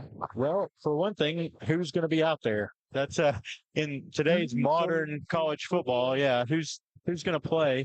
I look for a big step for Nico going into his redshirt sophomore season. It better be. Not that he played horribly, but he was expected to be one of the faces of the SEC. You expect me Hendon Hooker from the jump, and it's just not realistic. Hendon came in just tailor-made for that system, which we lucked into, but also a fifth-year senior. Big difference. Oh, great hustle in there. Going to force a jump ball. Going to stay with Cocke County, I think. Refs are unsure. Nope. Stay up. Stay with Cocke County. Minute and 32 remaining. Cocke County leads 51-39. Content with that score as well. They are. Oh. No call there as We'll let that play out. Strange. letting it play. You know, it's a 12-point game, minute and a half left. I mean, Refs are maybe going to swallow that whistle a little bit. 2 or 3 shoves in a row there. They're going to. Not the first time we've had to talk Yeah. with the officials tonight. Girls on both of these teams are passionate. They want this district win. Make sure that the tone is going to be set for the next game. Knee hammered inbound. There it is to Carmichael. Going to be a reach foul on Callie Fisher. One, I believe. Here. Oh, 2 shots. No 1-1. Now all you college football fans are thinking, what happened to your Hawkeyes? We apparently lost in the Music City Bowl. You can get the memes out. Oh, goodness. Iowa blows another lead. Who'd we they had play, it. Ty? Missouri. It was a Okay. mediocre team to SEC. It was a good football game, though, to watch. I watched it. Yeah. Iowa probably having nightmares about playing SEC teams in bowl games. Yeah, It's tough time. It's a tough one. Don't get me started on that Tennessee game because I'm not sure what happened. Tennessee ran into a buzzsaw with Ohio State. Now, if you're talking about the Iowa game, the year before, that's SEC speed. Yeah, it's against Iowa. Yeah, quarterback out for the season. Defense didn't show up at all. another turnover for the Lady Eagles. That's not going to get it done when you need 14 late here. And still by Cruz. McCoy can't Like you get said, to go. They're letting that go late. Here. Yeah, you may want to call a few of these just to keep things calm. You see some red faces down there. Yeah. It's like Fisher's going to be inbounding. Maybe. And No, they talk from the officials here. yeah, and how passionate this game is, and just wait until we face Northfield. Oh, yeah, we were talking Double about that foul. earlier. Peyton, talk about playing those county rivals, maybe the teams that aren't necessarily in your district, but the county opponent. How do those games stack up to when you're playing a district game? It always feels like a district game, no matter, like you said, no matter whether that team is in your district physically or not. It's, the kids, you grew up with them, you played them in every sport growing up, going through, and it brings a different level of intensity to that game. And I never played against them because they weren't in school when I was here, but even, that they grew up playing against the same kids growing up because I'm coaching third graders now, and you play, all those kids grow up playing. They already know. They're telling me, this kid we played last year, he's good. And you're just like, that's so fun to see grow up from third graders. Because I know going to high school, I was like, I played against that kid in 5th grade. He was good. I know what he does. Right. So it brings a whole nother layer to that basketball game. So Chloe McCoy with the basket for Seymour. Foul by Callie Fisher as Cocke County tries to get it up court. Can't get that one. You can see a little intensity between these two teams. A couple hard fouls. Hand of help offered up, not taken. Yeah. 21, Shakira Reed converts on the free throw. It's 54-41 as time ticks down. With how hard she hit the ground, I don't. Yeah, I probably wouldn't want any help either. Just let me get up. Yep. Got about 45 seconds. 45 seconds left. 13-point lead. Math is hard. Pass in. There it is. Tiana Princeton. Got it. You got to be a little Timeout, bit too late, I Seymour. believe, for the Eagles, but you got to take coaching. momentum into your next game too. Yep. It's one thing you don't think about going in is just, oh, woe is me at the end of the game. No, you got to keep the foot down on the gas pedal and figure it out. Coachable moments. Coach Tubbs is one of those coaches that takes the details seriously. He's going to call a timeout here and talk about what, this might be one of those times. It's not going to help you win this game, but you're teaching strategy. That's what a lot of times in high school sports, I hear people say it all the time. You hear bad coaches say, oh, you're in high school, you should know how to play. Yep. You should already know how to play. But teaching the finer points is a very important thing at any age. And like I said, playing high school basketball, you know there are kids on your teams that don't know those things until they play a game where that situation comes up. Right. So end of a game, you see people foul when it's a tie game, they foul late, and you're just like, well, they've never been in that situation. So Coach Tubbs calls a timeout. That's a championship coach, and you call a timeout. You go ahead and set this like it's a 2-point game. You just tell them, forget the score.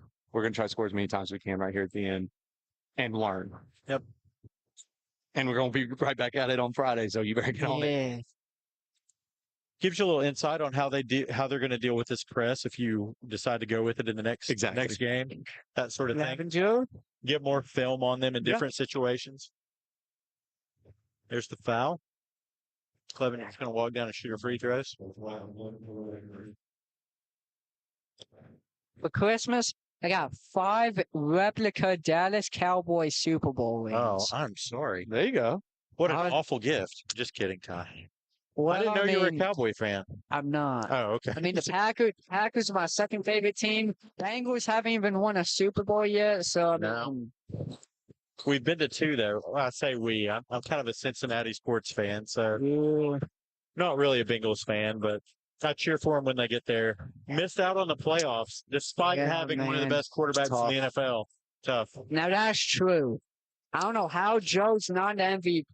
Actually, I think he is in the MVP conversation. He's in the conversation. It's hard to be an MVP. Yeah. Don't make playoffs. Yeah. I mean, honestly, just hold your head high. I mean, this isn't the result you want, but hey, get ready for 2025. See what 2025 brings us. And that is Santiago Cruz. She had about 9 points early in the game. That's just her tail. So they really look to shut her down, and a lot of hype in there will do that. And like you said, she had a couple not fall, and when you're going against trees all game, even when you get an open one, it makes it. You think you start seeing shadows in there, and you're like, just throw it up quicker. That's offensive. Yep. From a skill standpoint, Santiago Cruz is above average. From a height standpoint, she's the height of a 4, maybe a 3, but she's forced into that 5 role for us. Yep. And as soon as you start seeing arms everywhere, you start flinging that thing up. She had a couple really good finishes early, and everything after that's been hard. Rolling down under the final 20. Fisher, one of the few players that just a little, even a hint of a fake with her head can get somebody in the air. She just hit that shot coming off. That girl stepped up. She went right by her. She's a really skilled player. Yep. And Fisher did line for 2. She has a great feel for the game. Good court vision. Yep.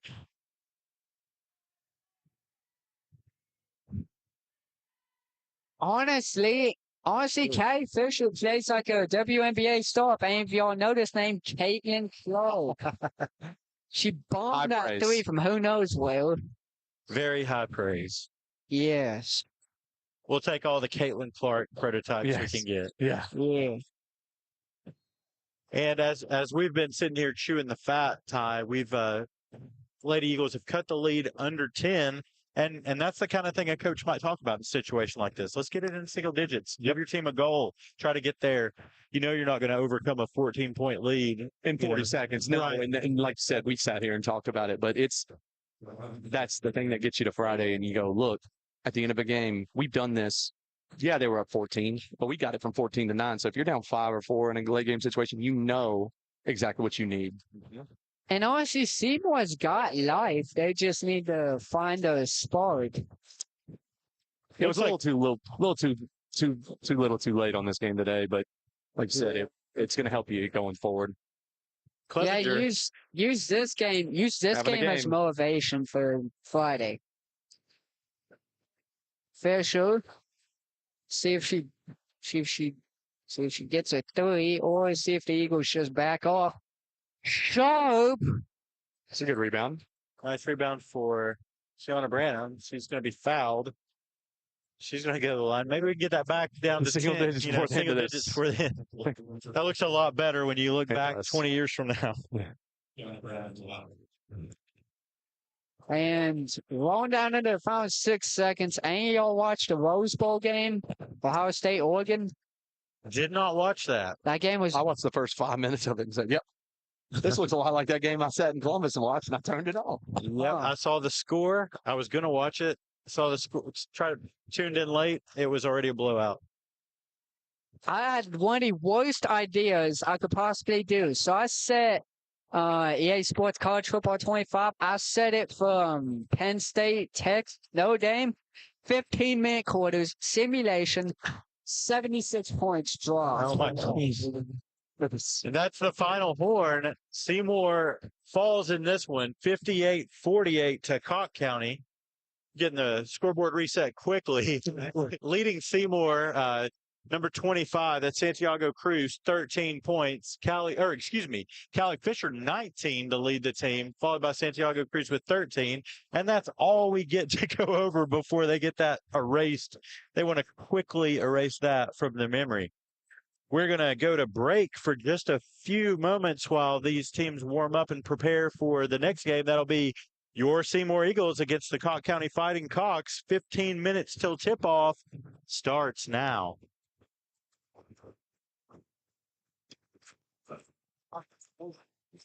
Seymour?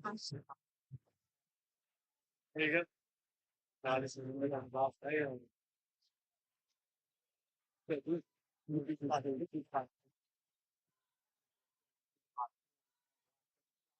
Oh, oh, yeah. It was fun. And like I said, like you said, it's always fun. Well, I went to play the job and yep.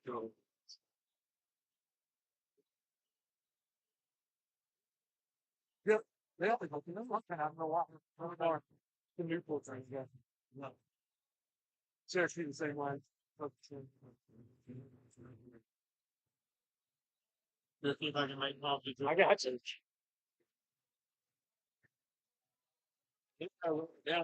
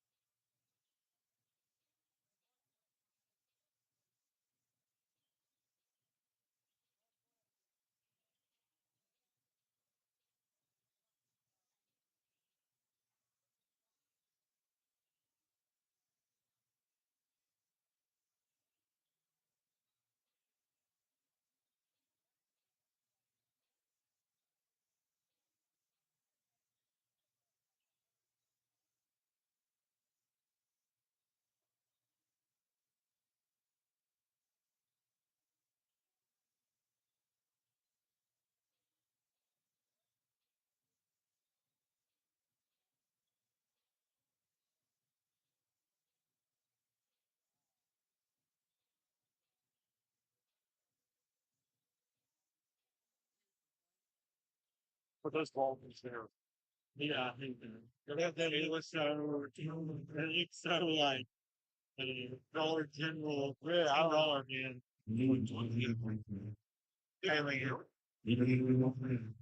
forgive their calls. Hey, you know, just awful and now, hot on. Yeah, you know, so as the big function, rather than one test, John Schultz doesn't. It's like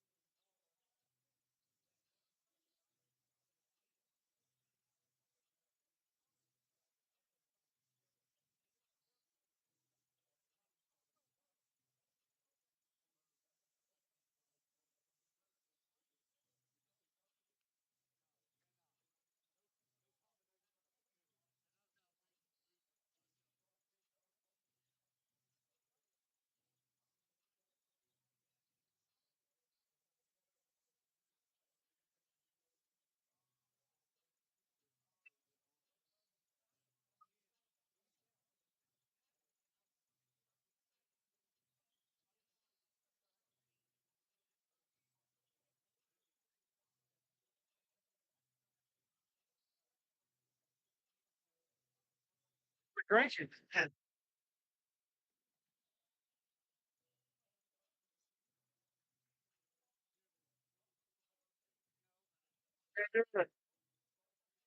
I still was making. That's right. The Jefferson, yeah, they're both thing. Get the name of that. Right.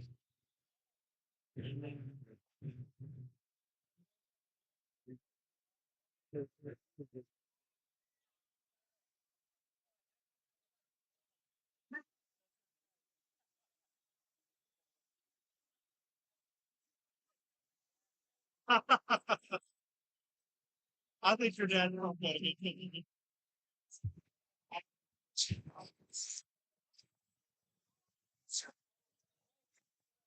know what's time?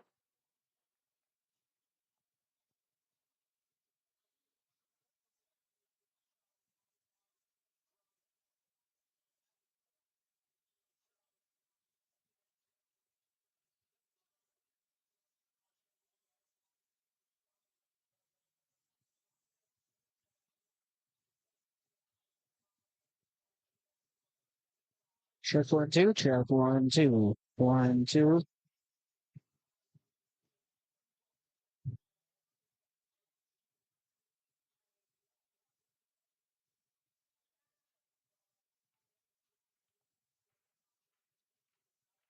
Ay!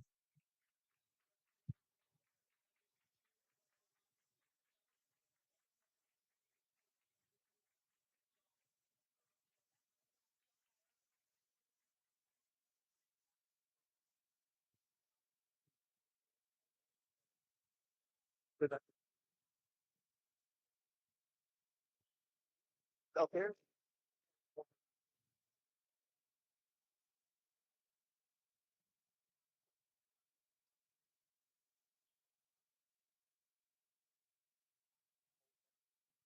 I don't even know why I don't have a lid on.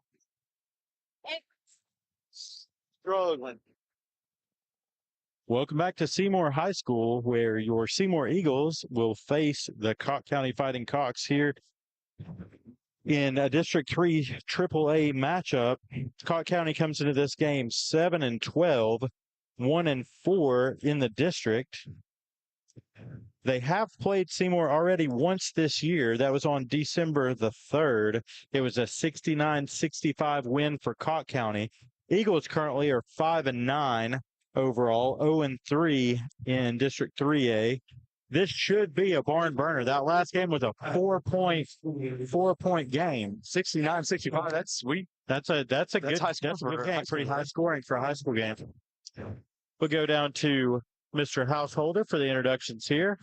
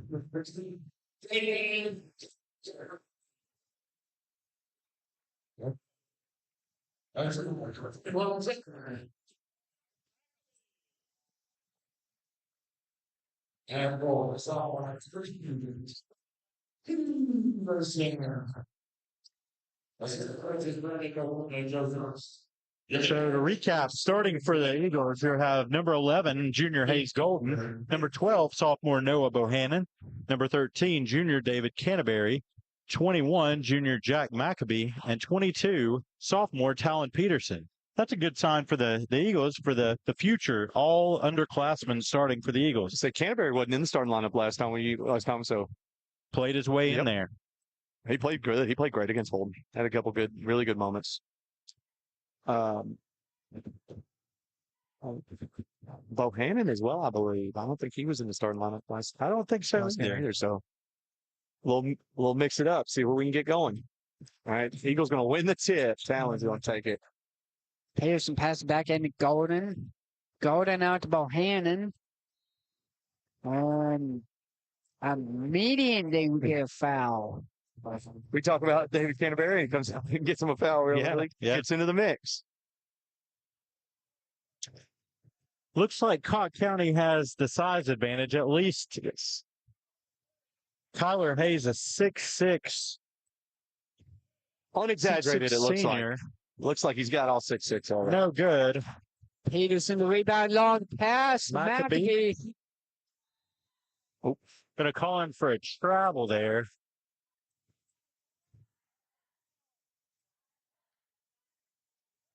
Maccabee's going to have his work cut out tonight. Yes. Matching up with Hayes down low.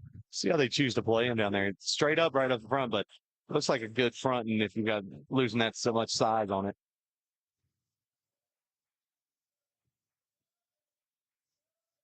Here we go. Will Sutton with the ball for Cocke County. Sutton. Works it over. He's going to take the footer. It's good. For two. Deep two for bad. Sutton there. Bohannon with the ball for the Eagles. Over to Hayes Golden. Golden back to Bohannon. Bohannon makes a little move. Cuts into the lane. Nice runner for Bohannon.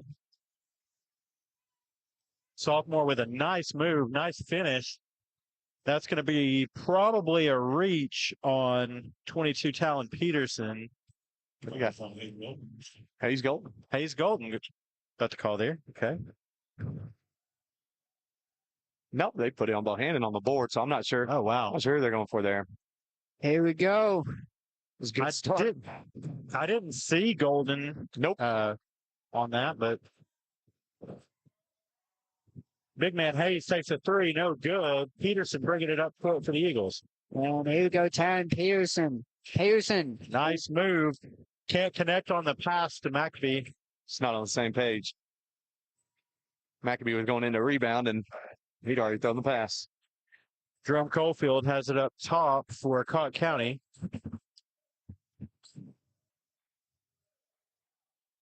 Sutton looking for the pick. No pick. Off on the three. Hayes Golden gets your rebound. Golden pushing it. Here we go, Canterbury. Canterbury to go and launches three. It's good. Hayes Golden strikes rich. Scoring Hazelwood for Cocke County. With that Over to- size advantage in there, Jason, I'm thinking we're going to see a lot of deep shots tonight. A lot of working, driving, kicking out. I think so. Because really, if you look at Cocke County, once you get past their big guy, they don't have a lot of size. No, it goes right down. Yeah, 22, Ethan Fine, pretty decent size for a forward there, but he's 6'2". yeah. And then everything else goes down to right Yeah. under 6 foot Looks like we match up pretty well. on the perimeter. Yeah. Yeah. And not sure who called the timeout. I think it's Cocke County.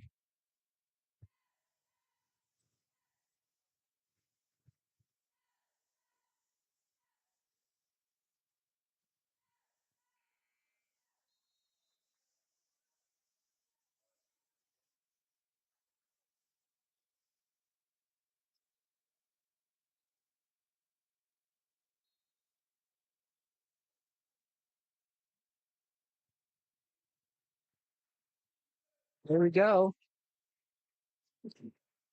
Coalfield looks down low. Oh, a walk.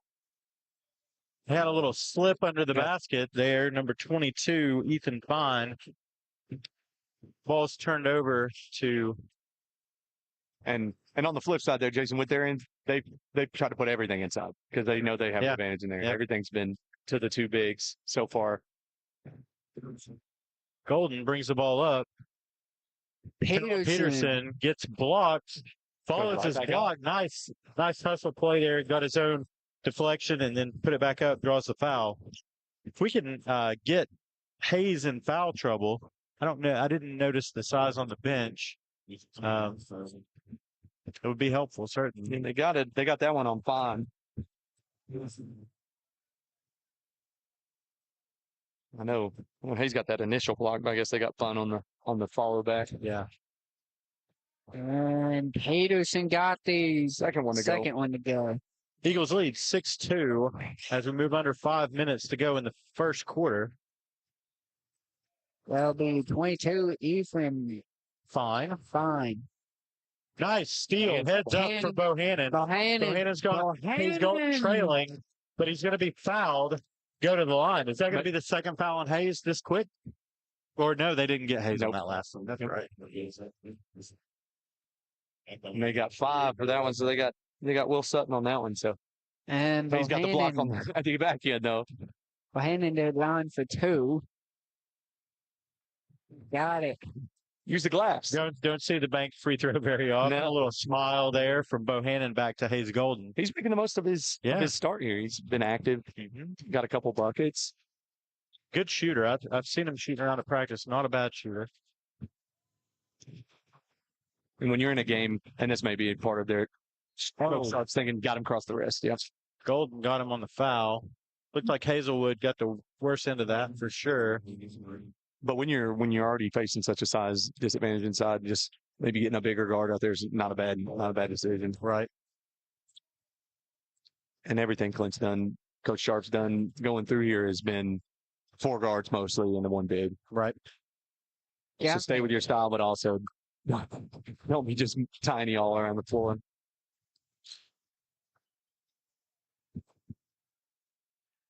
Hazelwood's second free throw. Good. 7-4 Eagles lead. Golden brings you up. He's Golden. Hannah. It's the biscuit wear time. And the basket. That's Let's what I go. 10-4 lead for the Eagles as we approach the halfway point of the first quarter.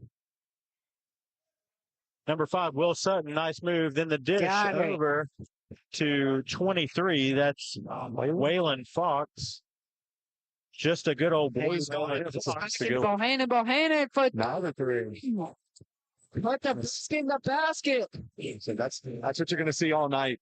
Everything's going to be driving for a kick out. We're in and out for Waylon Fox there. Peterson pass it back in the as Golden.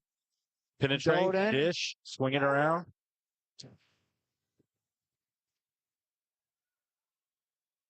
Nice. And there's a way to start your 2025. I know as a guy that myself, I'm not a 6-footer, not very tall. I love seeing that kind of effort from Talon Peterson. He's always looking to drive, get in the lane, get a foul, get a shot up. And he noticed there was no big trailing inside. He realized he had a height advantage over his guard matchup and went right inside. There's another kick for you.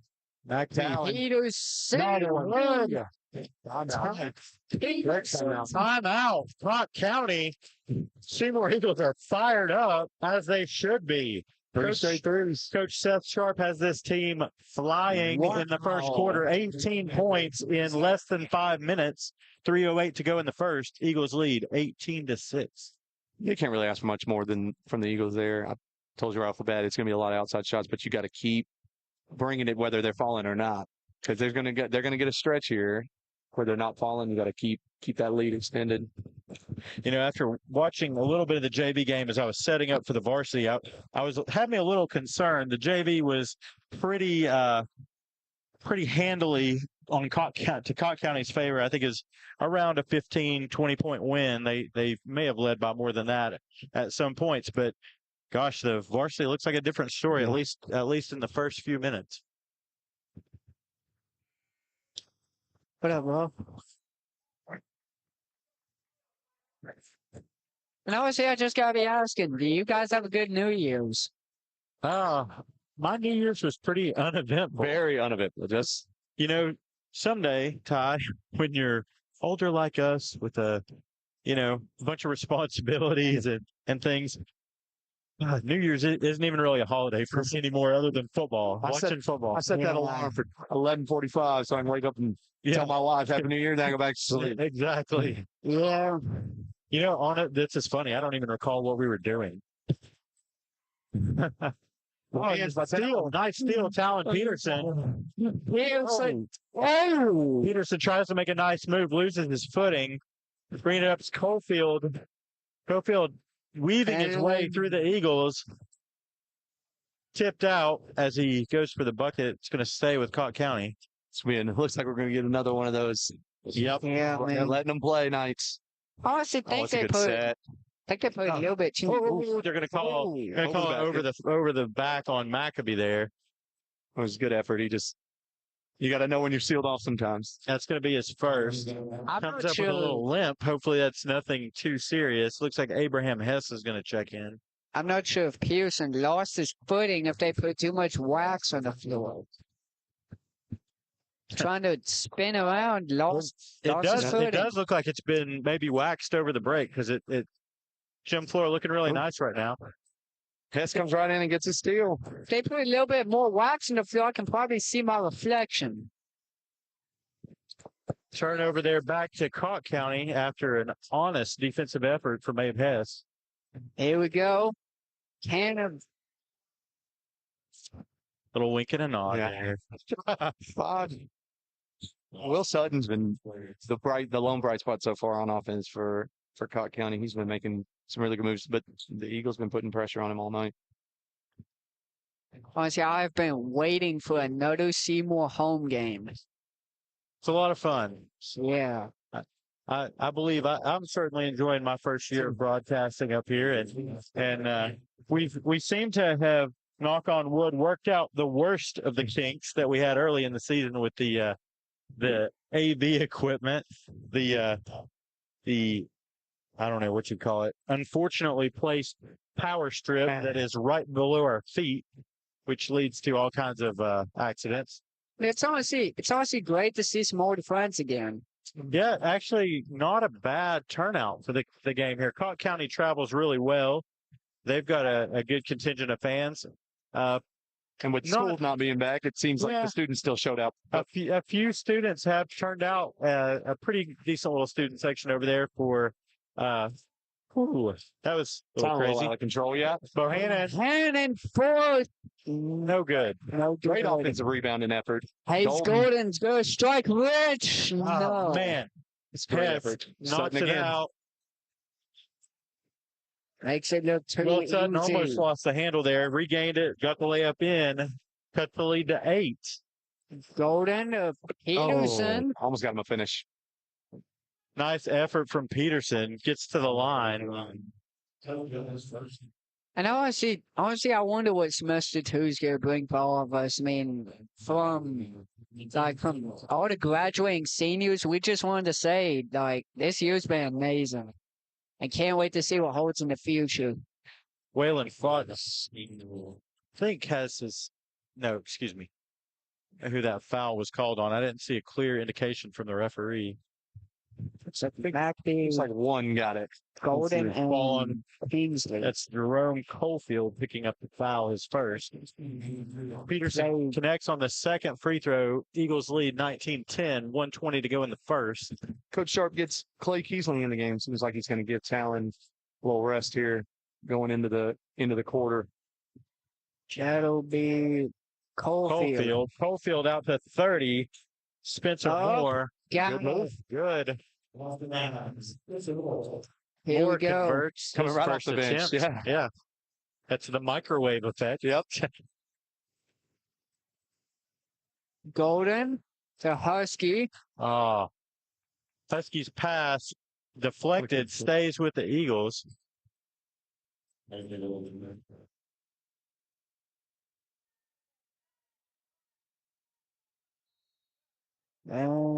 Little reach, little offensive pass, little defensive pass interference there. Had him turned and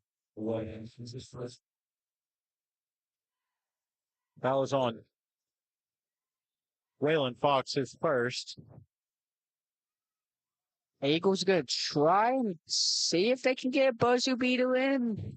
Bohannon, no good. it's a tough shot. Moore brings it up for Cocke County. Over to Hazelwood. Hazelwood passes to Colefield. Excuse me, that's not Colefield. That's Maddox Carter.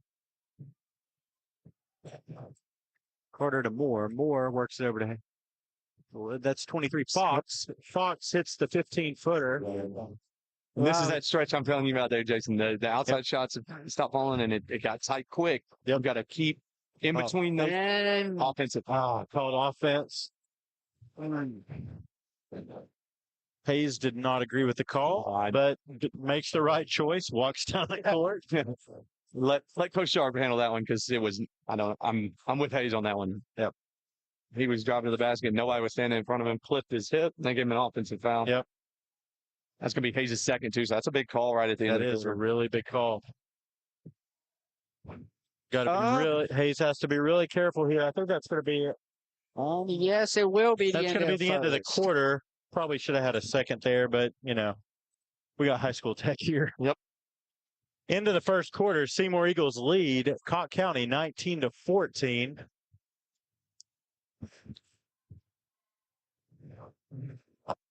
Again, here are your lady or your Eagles cheerleaders. So we saw some things we liked there in the first quarter. Peyton saw some things maybe we need to tighten up going forward. Had that nice little run in the early going.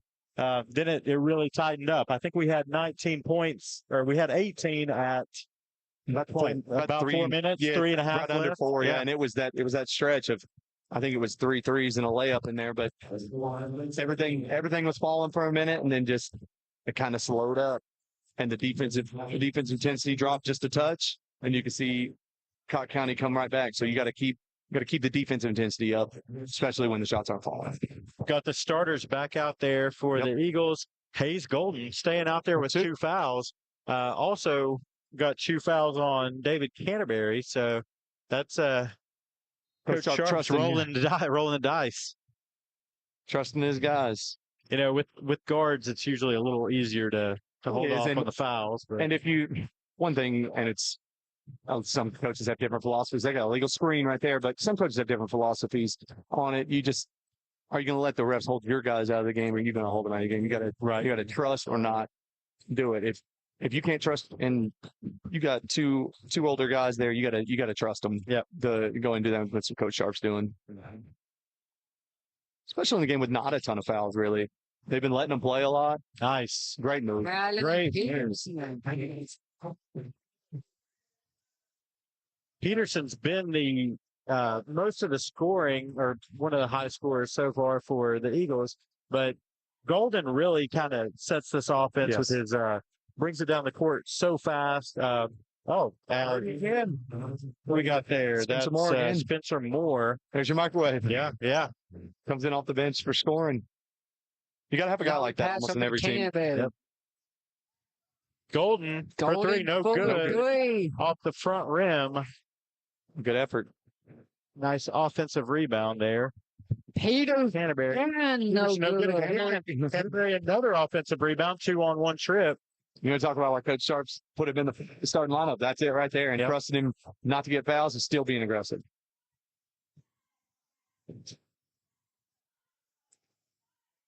Golden. They're going to get him with a step there. Just have to get that bounce down. Bounce down just half a step earlier. If he gets that bounce down, they're not going to give him that call. But he followed through with both steps. They didn't let him get away with it.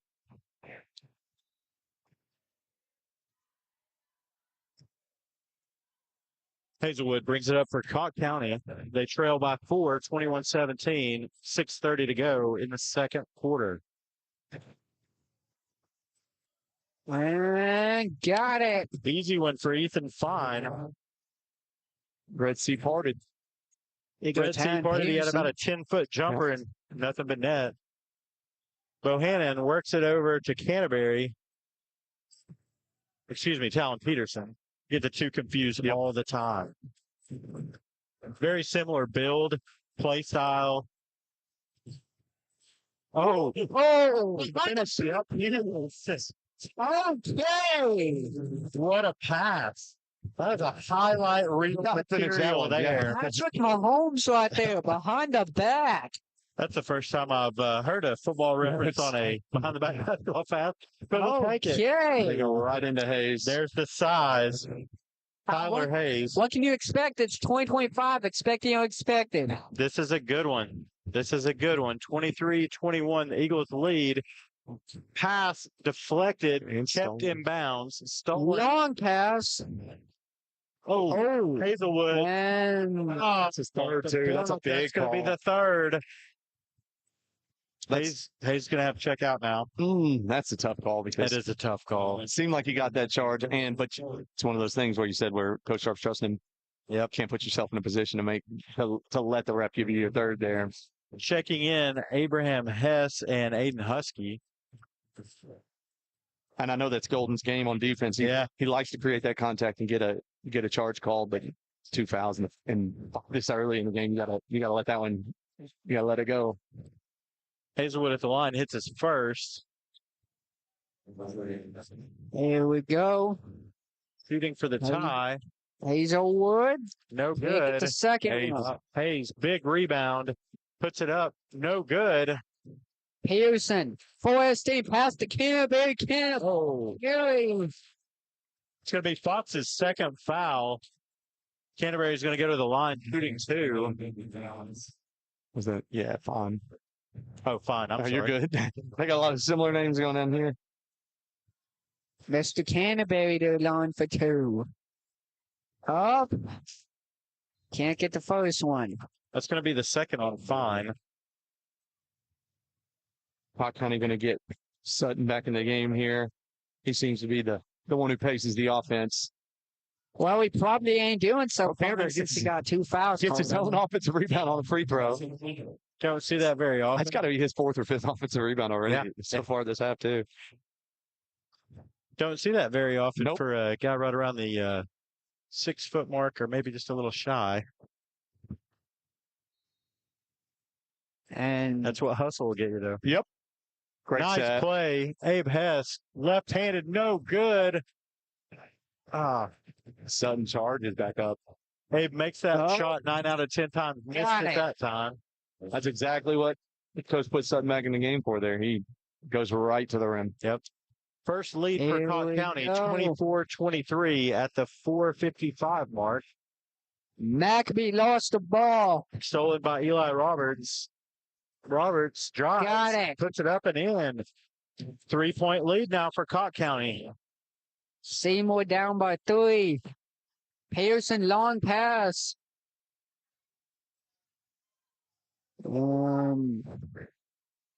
Pearson trying to direct traffic, has the ball knocked out.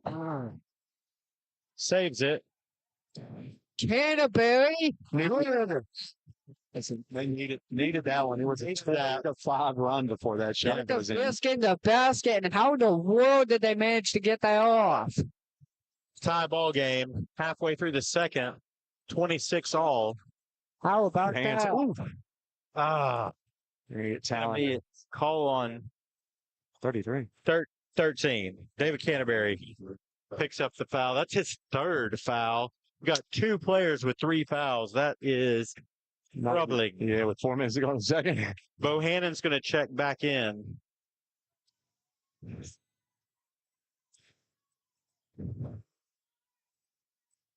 Here we go. Those guys in foul trouble. We're gonna have to see some guys playing some minutes tonight that might not have been expected. Like Jackson Glatt knew someone. We'll see where it goes. Eli Roberts pass it back into Sutton. Sutton, no good. Bohannon collects the rebound. Bohannon. And that's one of those plays right there where you see Hayes Golden's on the bench and nobody goes to get the ball. Yep. Talon had to realize he's the man. What a Oh. great take. Great Maybe a effort, foul. great shot. Can't get it to fall. Hazelwood, Pass. nice pass, no good. There's Hayes to clean it up. No good. Then he's fouled. So being 6'6" will get you right there. Get a couple chances. Yep. So Hayes will go to the line to shoot 2. 3:17 on the clock. Tie game, 26-26. Kyler Hayes. Here we go. Kyler Hayes to the line for 2. Hayes. First one's good. He's got a good touch for a big man. A lot of Yeah. those short ones hadn't fallen for him yet, but Seymour getting kind of fortuitous that they hadn't Yeah. been falling so far. He looks like a basketball player. Yes. And he's making good basketball moves. Just hasn't had anything falling. Except for the about 10-footer he had earlier. Yep. Makes both free throws. 4 points now for Hayes. Cocke County leads 28-26. Here we go. Peterson Husky. to Husky. Hayden a little tied up to Hess. Hess finds Bohannon wide Bohannon open. for No three, good. good. Rebound Sutton. Sutton pushing the pace. Hess, nice little poke in there to change the trajectory of that. Hayden Husky, stellar move. Almost something. Wow. It was a great move. Just Yeah. got to have that finish. And when they're on a run like they are right now, that's something that could have broken. Oh, And letting it go. got it. Good finish. Hazelwood, nice finish. 4-point lead, the largest for Cocke County of the night, 30-26. Cocke County realizes Oh, Golden Stick was on the floor, and they brought out a little press. Yep. Probably two of our three best ball handlers on the bench right now in foul trouble. That's a good time to apply that pressure. They've been kind of teasing pressure a little bit tonight, and now they've got a little pressure on. Talon Pearson to bring it up. Rolling down under 2 minutes and 17 seconds to go in the second. That's Hess. Maccabee. Peterson. Nice. Right down behind him. Bohannon. Good awareness there to set up on the backside, seeing that shot coming. Got the offensive rebound, put it right back. Hazelwood lines up a three, no good. Ball tipped around. Bohannon, another nice rebound. Yep. The time Pearson brings it up for the Eagles. Got him another foul. See who that foul is going to be assessed to. 23. Was that 22? 24. Hazelwood, his first. Mr. Peterson, their line. Peterson's got 9 points in first half. Got it. Got 10 to lead the Eagles. Trying to tie this thing up here. Looks like we're going to have another down-to-the-wire game like that December 3rd game, 69-65. Looks very similar pace, scoring pace as well. Sutton calls out the play. Gets picked in Coalfield. Coalfield works it over to Caldwell. And Cocke County's taking all that size off the floor, and that's when they brought that press on. So maybe that's just all they're doing. Nice hands. Maccabee gets his hands up, deflects it. Hasn't Maccabee been getting hands on the ball on defense here? Yep. Very active hands from our big men down in the lane. And now being number 3, Devin Caldwell. Caldwell finds Fox. Fox to Caldwell. Back to Coalfield. Coalfield makes a move. Looks like Aiden Husky may pick up the foul there. We'll see who they assess it to.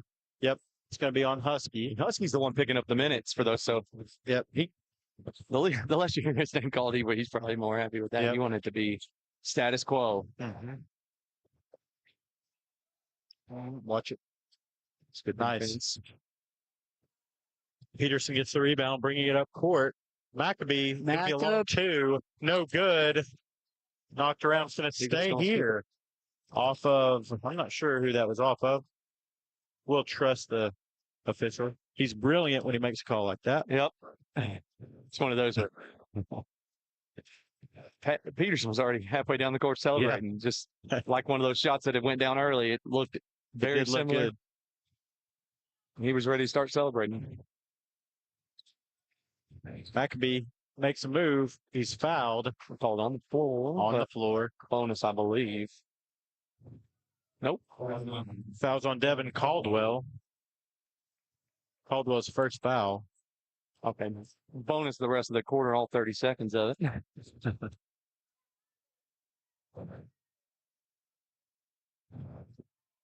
Like we said during the girls' game, they've been letting a lot of contact go. So it hasn't been a ton of. There's talent. Other than the calls on our two guards. Yes. Coalfield drives into the lane, gets up a left hand. Oh, little talking there. He's excited about that rebound. Gets the rebound and puts it back in, and then that words. Oh.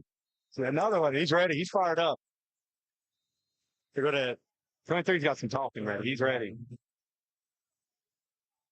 Yeah, referee offering a little warning there. Yeah, that's gracious with his warning. 2 straight times down the court. I think a lot of referees are going to blow the whistle there. I don't think they noticed that first talking down on the other end. Nice. Aiden Husky. We got it. Can't talk much about that one. Wide open layup for Husky. Shot. We got a barn burner here, 32-32. At half, Seymour and Cocke County are tied. Your leading scorer for Seymour is going to be 22, Talon Peterson, a sophomore. We'll watch the cheerleaders. Excuse me, that's the dance team, and then we'll go to a break. All right.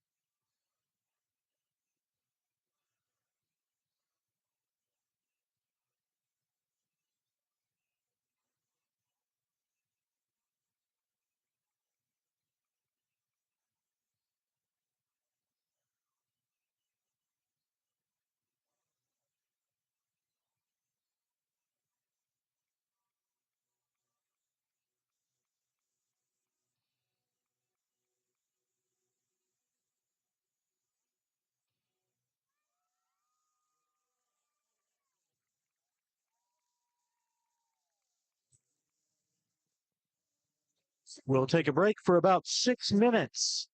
We'll be right back. Happy birthday.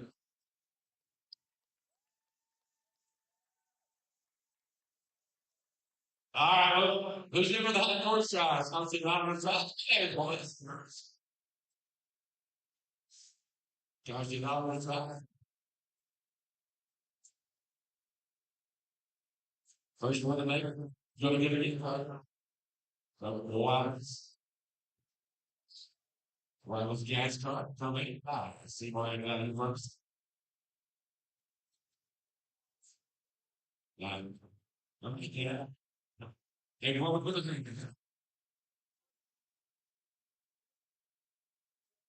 Break the knowledge is different. This is the trial. And for sure.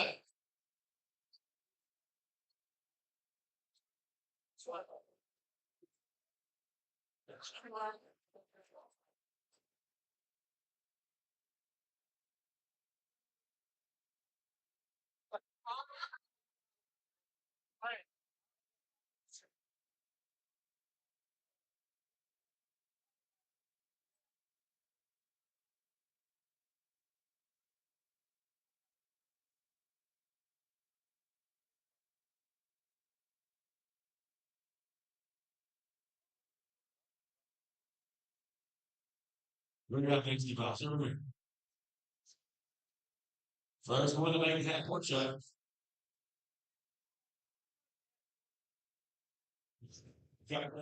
Way underneath. Drum range from the table. You give me a range. Here now.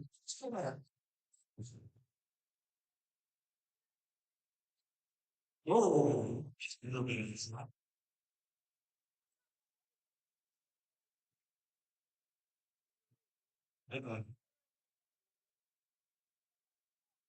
Oh, yeah. And sorry, hey.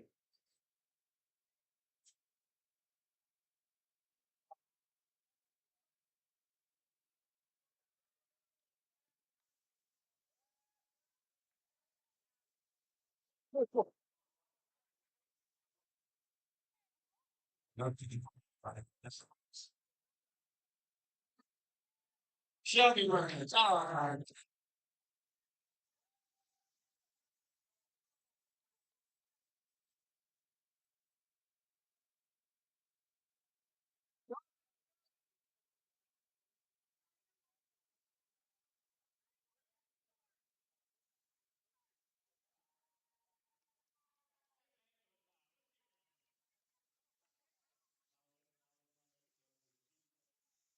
For support for productions.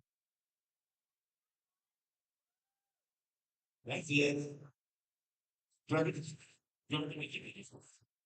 Oh.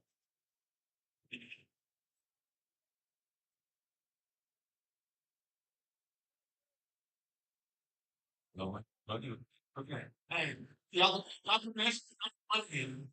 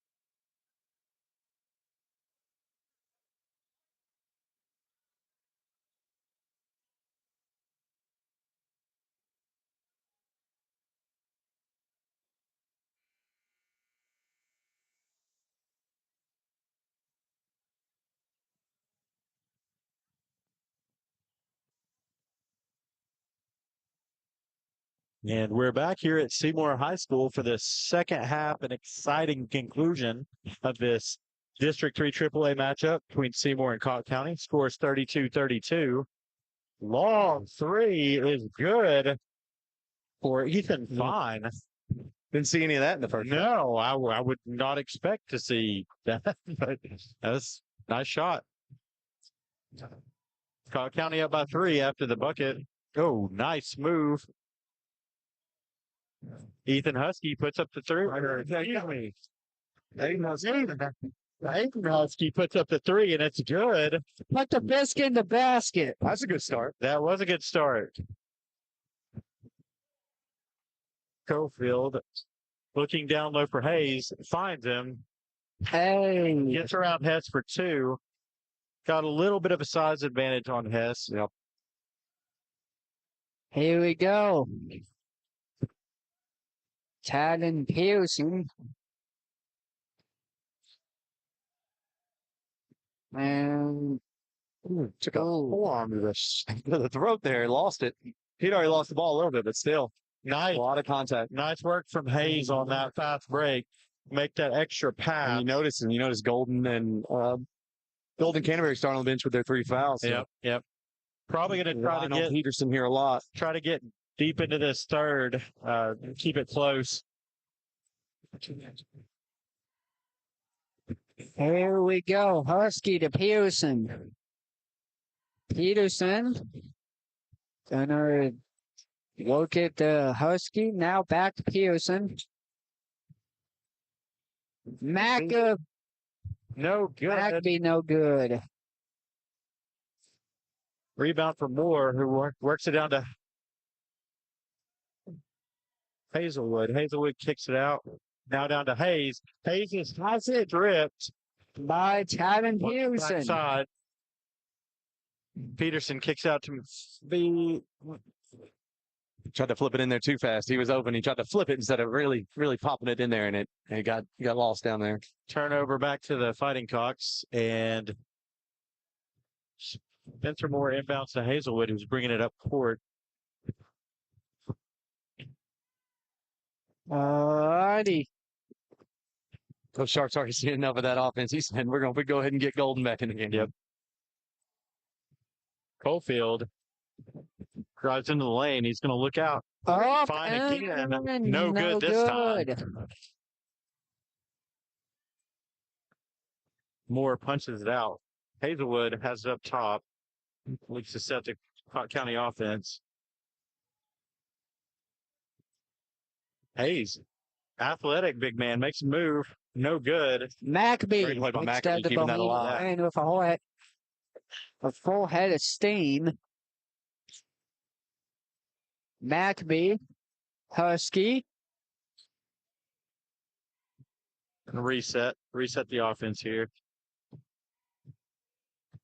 Here we go.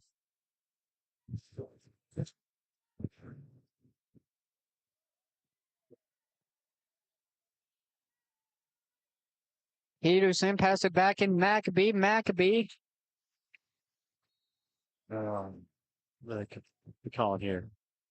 Got him with the reach. A lot of contact on the Okay. first couple of drives. They finally got that one. I thought they were going to. There's a lot of contact on that screen too. I thought. Yeah, they were, I was worried that they were going to call a Illegal screen, yep. illegal screen there, but that is not the case. Golden to inbound, playing with 3 fouls. Here we go. Pass it back into Golden.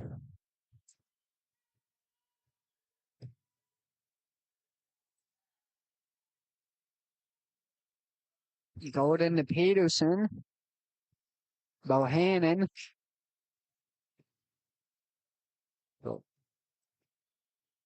Nice dish. Pass. Got to be careful. a couple pivots in there. Yeah. Not to get a 3-second call Yeah. too. Cofield pushing it for Cocke County. Hayes backing in. He gets it down deep and puts it in. How much Yeah. he wants to get it down there. Once it gets Yeah. that far under the basket, it's going to be hard to stop. Coach Sharp wants a quick timeout after Is that 8-3 start to the half? Yeah, 8-3 start. Cocke County hits a big three, working it inside. Hayes height advantage, and he's also, got some years of experience on these guys too. Senior, you get a big senior with a lot of experience in there. Sometimes just a little too much for underclassmen. It's a lot. It's a lot. Post. That so those same shots, those same looks he was getting the first half, they're just going now. Yep.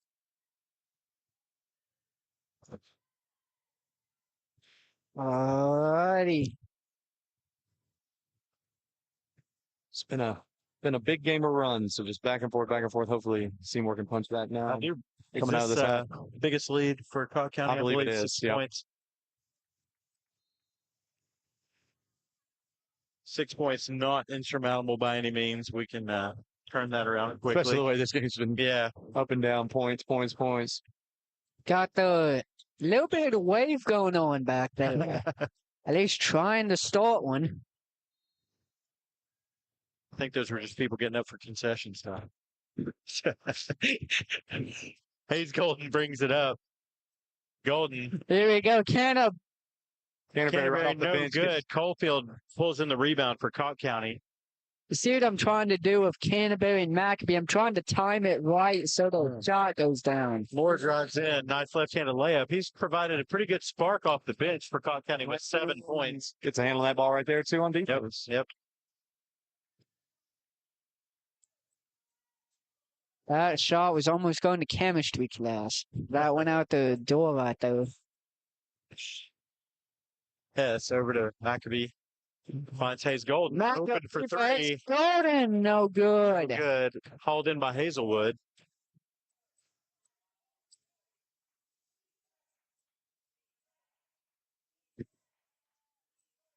Hazelwood to Moore.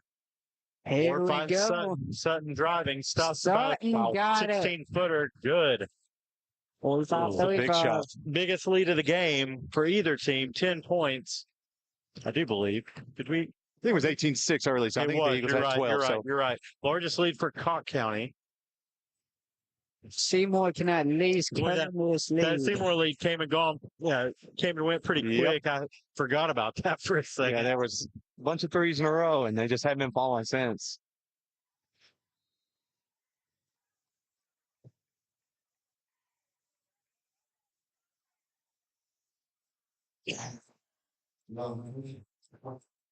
Coalfield picks up his second foul. Hayes Golden will take it out for the Eagles.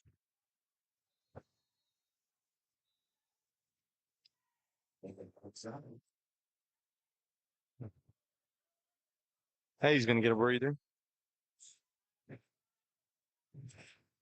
There we go. Maccabee almost lost it. Canterbury. Now Canterbury almost lost it. He's Golden. Golden trying to draw the play. Good take. Up. Couldn't quite get it to fall. Nice drive by Hayes. Hazelwood bringing it up. Nice pass down low to Coalfield, who loses it on the drive. Out of bounds to the Eagles.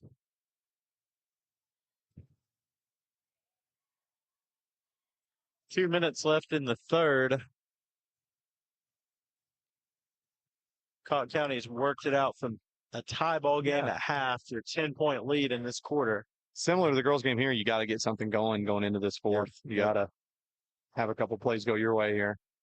Yeah, you got those guys in there. Sometimes 3 fouls get a little tentative, and I think the Eagles may have got a friendly call there. I thought that was out on Canterbury, but I'm going to keep it and need something to go their way here.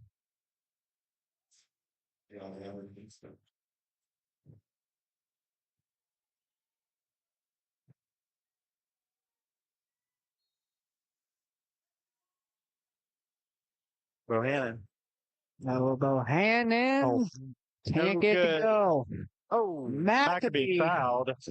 Looks like that foul's probably going to be on Waylon Fox. Also similar to the girls' game, lit on the basket for the Eagles. Yeah. They hit that first three, and then it's just been the whole first half they were, hitting pretty well. And then since then, 3 points. Huskies And 3 has Maccabee been the can't. only score this half for the Eagles.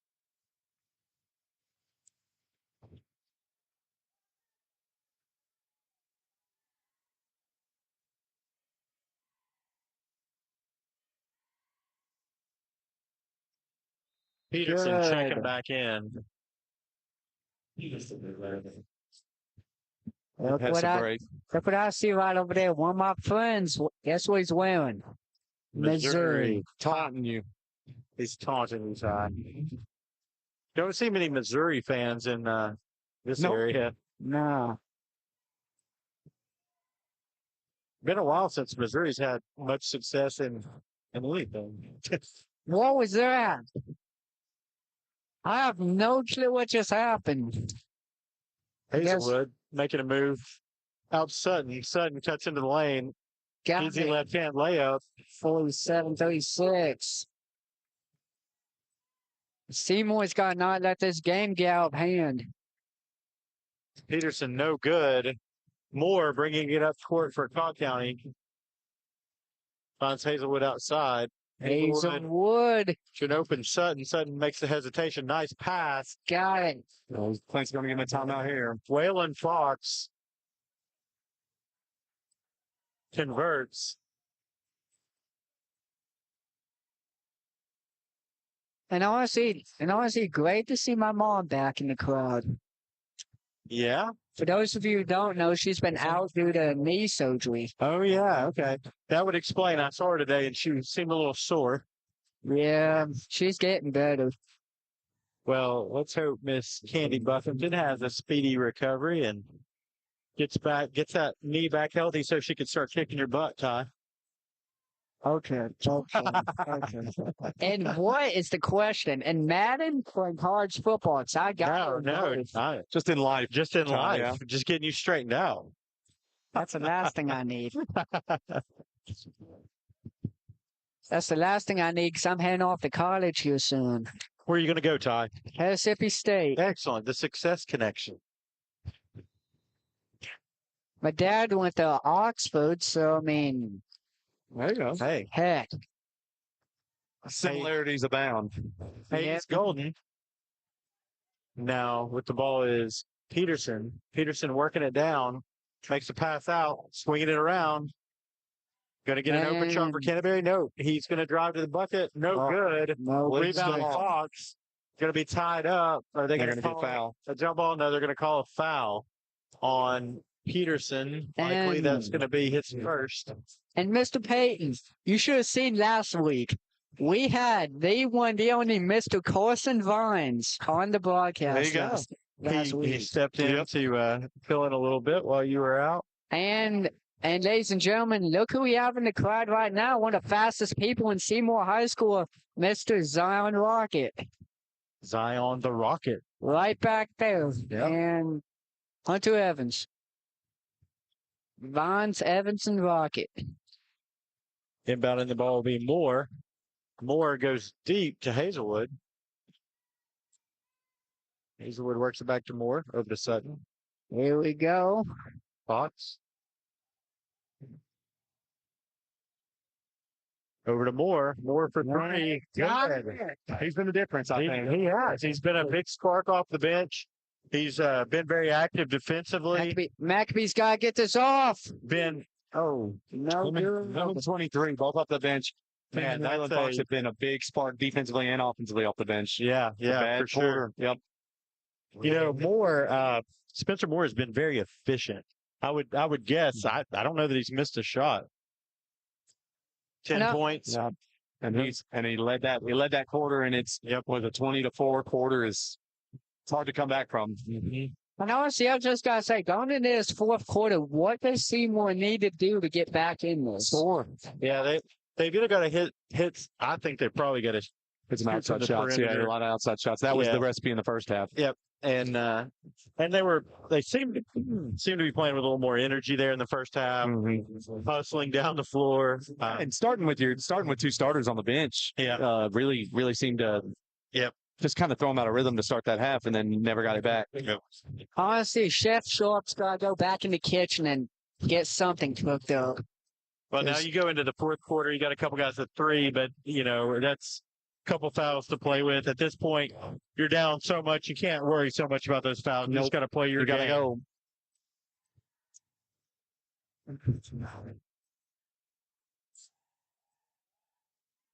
Get a little everybody do the Eagle cheer. Okay. That's new. That's an oldie but a goodie, Ty. I think I heard that one back when Peyton played here. Yeah, they'd break it out at the Flagger slide. Yeah. That's your first touch foul tonight. Yeah. Huh. Golden will inbound.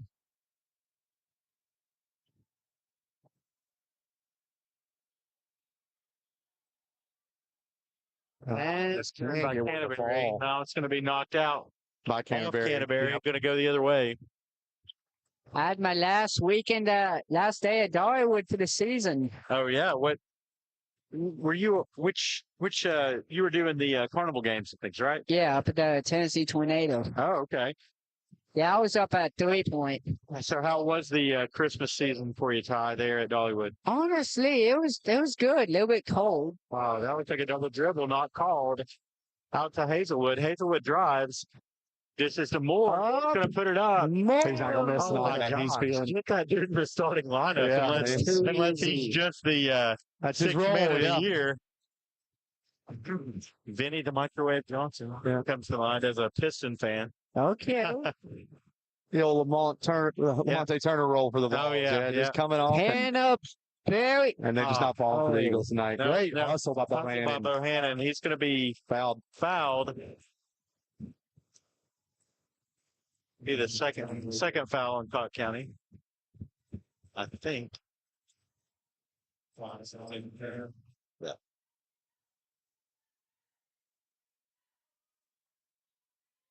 Golden inbounds. Bohannon. Here we go. Bohannon to Peterson. Peterson no good.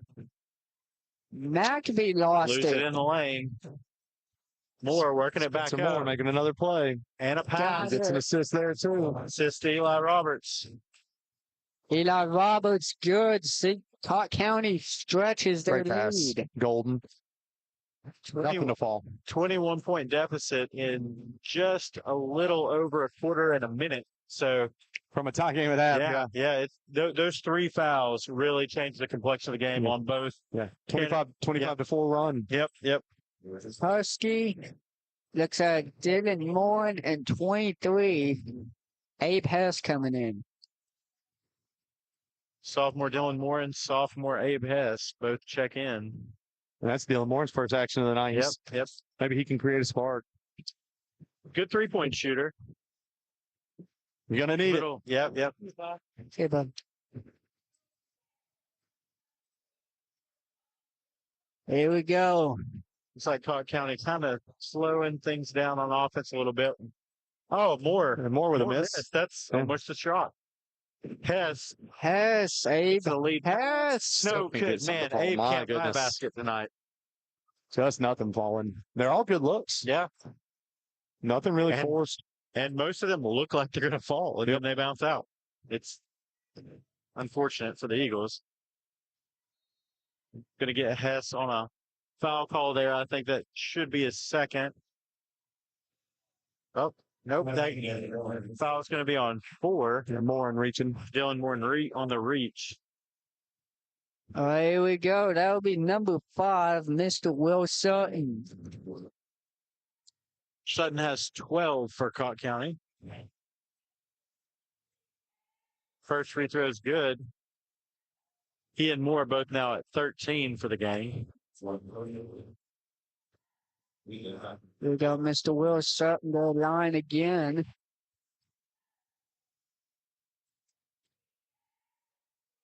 Sutton. Got it. 59-36.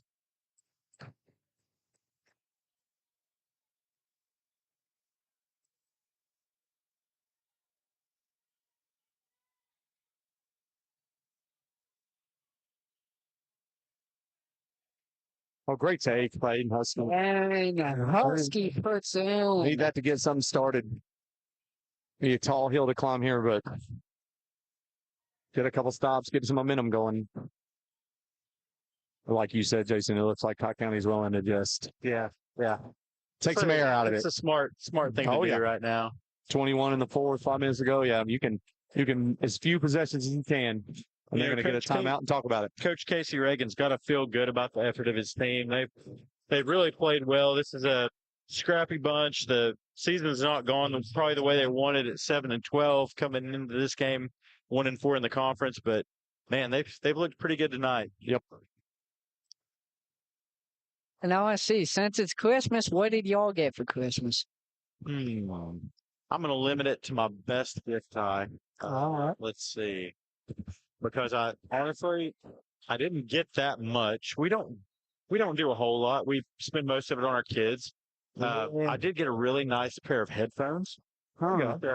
That was pretty cool. Nice pair of Sony MX4s to my geeks out there. What about you? Just as I mentioned, 5 Super Bowl rings. I got Nice. Sam Houston shirt. My Nice. dad called me a bandwagon. Who? So which? What's the cowboy connection? I like what you did there, cowboy connection. By the way, I don't actually know. Just a cool You gift. just Just wanted something some Super Bowl rings historical. and Yeah, I Yeah. already got. This would be my 6th. Well, first Super Bowl because I played with the Seahawks in okay. flag football. Oh, nice. I didn't play with Russell Wilson. I wish I did. Looked like Aiden Husky with a little soccer touch with his foot there to make on Yeah, the he- kickball. He did a quick turn. Didn't definitely unintentional. I mean, he did get it with his foot. Since you got headphones, that's the one thing I need when I'm watching a Super Bowl. Because my sister's up there playing the drums. Now I turn up the TV. Good pair of headphones is worth its weight in gold. Yeah, I'm not an earbud guy. I like the over the ear cups. yeah, I love a little bit of sibling rivalry. Oh yeah, are you guys twins? As a matter of fact, we are. Okay. You can probably guess who's older. I'm gonna guess you. Yep. Yep. Swinging a home run. How many minutes? 2. Nice. 10:55, 10:57. University of Iowa Children's Hospital. Go Hawks. They've, this is the ideal possession for Cocke County because they got a whole minute off of the clock here. Yep. And then Yeah, ends in Free throws to end it. Yep. Yep. Can't draw it up any better. Nope. That's 22. Ethan Fine, senior for the Big Red, Well, up to 6 points on the night. Ethan Fine, you say. He sure is looking fine after those 2 free throws. Got it. There was a Fine. Wasn't there a post girl that played when you were Aaron yes, Fine? Aaron That's right. graduated with me. That's right. I couldn't quite remember. I think she went on to play a little bit of lacrosse, maybe. I believe so. Yeah. Hess takes a step. Frustration. Dragged his pivot foot just a little bit. He knew it. He knew it when he did it.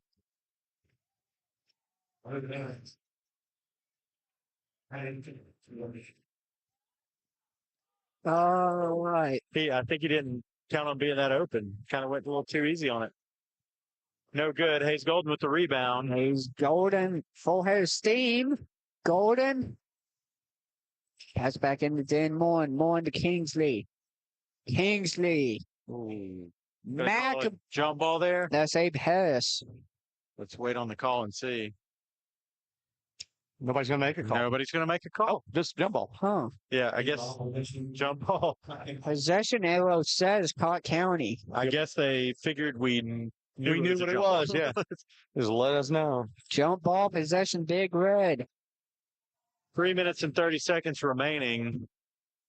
Cocke County is out to a 23-point lead, 61-38. Eagles have been ice cold the second half. That might even be too much. That might be friendly. Yeah. Yeah, it might be friendly. It's 6 points, just 6 points in the second half. 3 of that was on an Aiden Husky three-pointer in the opening moments. Cocke County put up the same half they had in the first half. They've got 30, and there's 3 minutes left. And Seymour just didn't have no offensive output. Golden, no good. Man, another miss. Hayes with the rebound. He's going to get fouled. They're going to call it on And 23 Abraham S. You can see Coach Sharp. He turns around. He said, "They're all layups." Yeah. Then he just says they're all layups, and they are. Yep. They're all just good looks at layups, and they're not falling. Yep. And we got little. I'm not sure if that kid's wanting to be an assistant coach right there. But He's concentrating on this stuff. yeah, little assistant coach right About there. about a 5 or 6 year old kid on the sidelines, just very concentrating, living and dying with his Big Cocke Red County, basketball team. Yeah. You love to see that. You like to see enthusiasm. I know when I was a kid and would go to high school games, that was like watching the pros for me. I considered those guys stars, you know? Yep. Of course, the high school I was going to watch when I was 10 started the season, I think 23 or 24-0. Well, that'll do it. And that'll do it. I mean, talk about a packed gym. Everybody in town was going to those games. Only to lose in the first round of the region. Oh, tournament. no. So, yeah, one of those deals.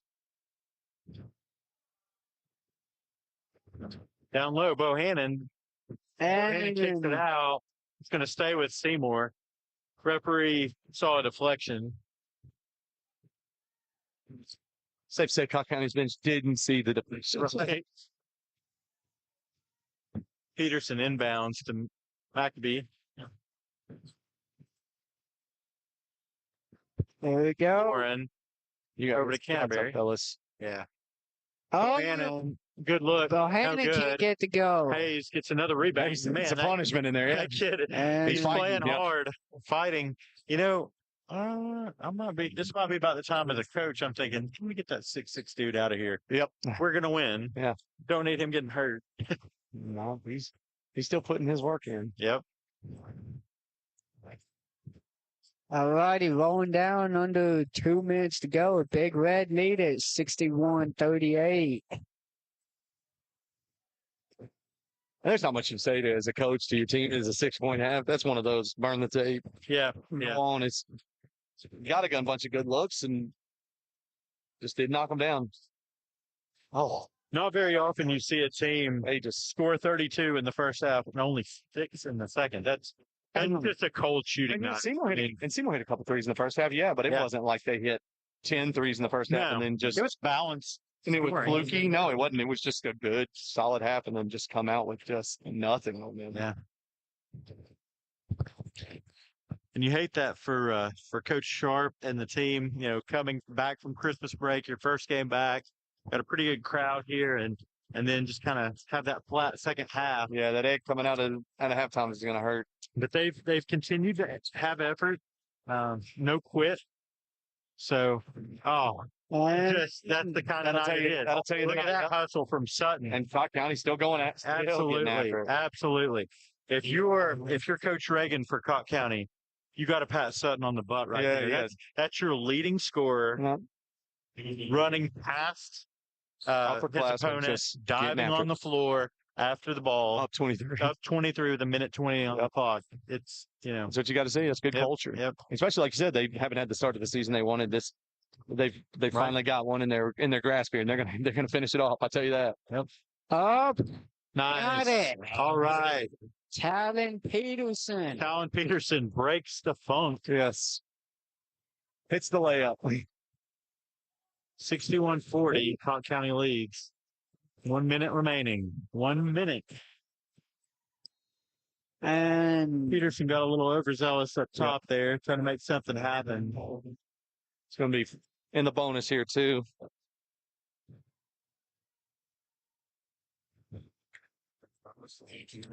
Again, weather withstanding, we'll be back with you on Friday for Eagle basketball.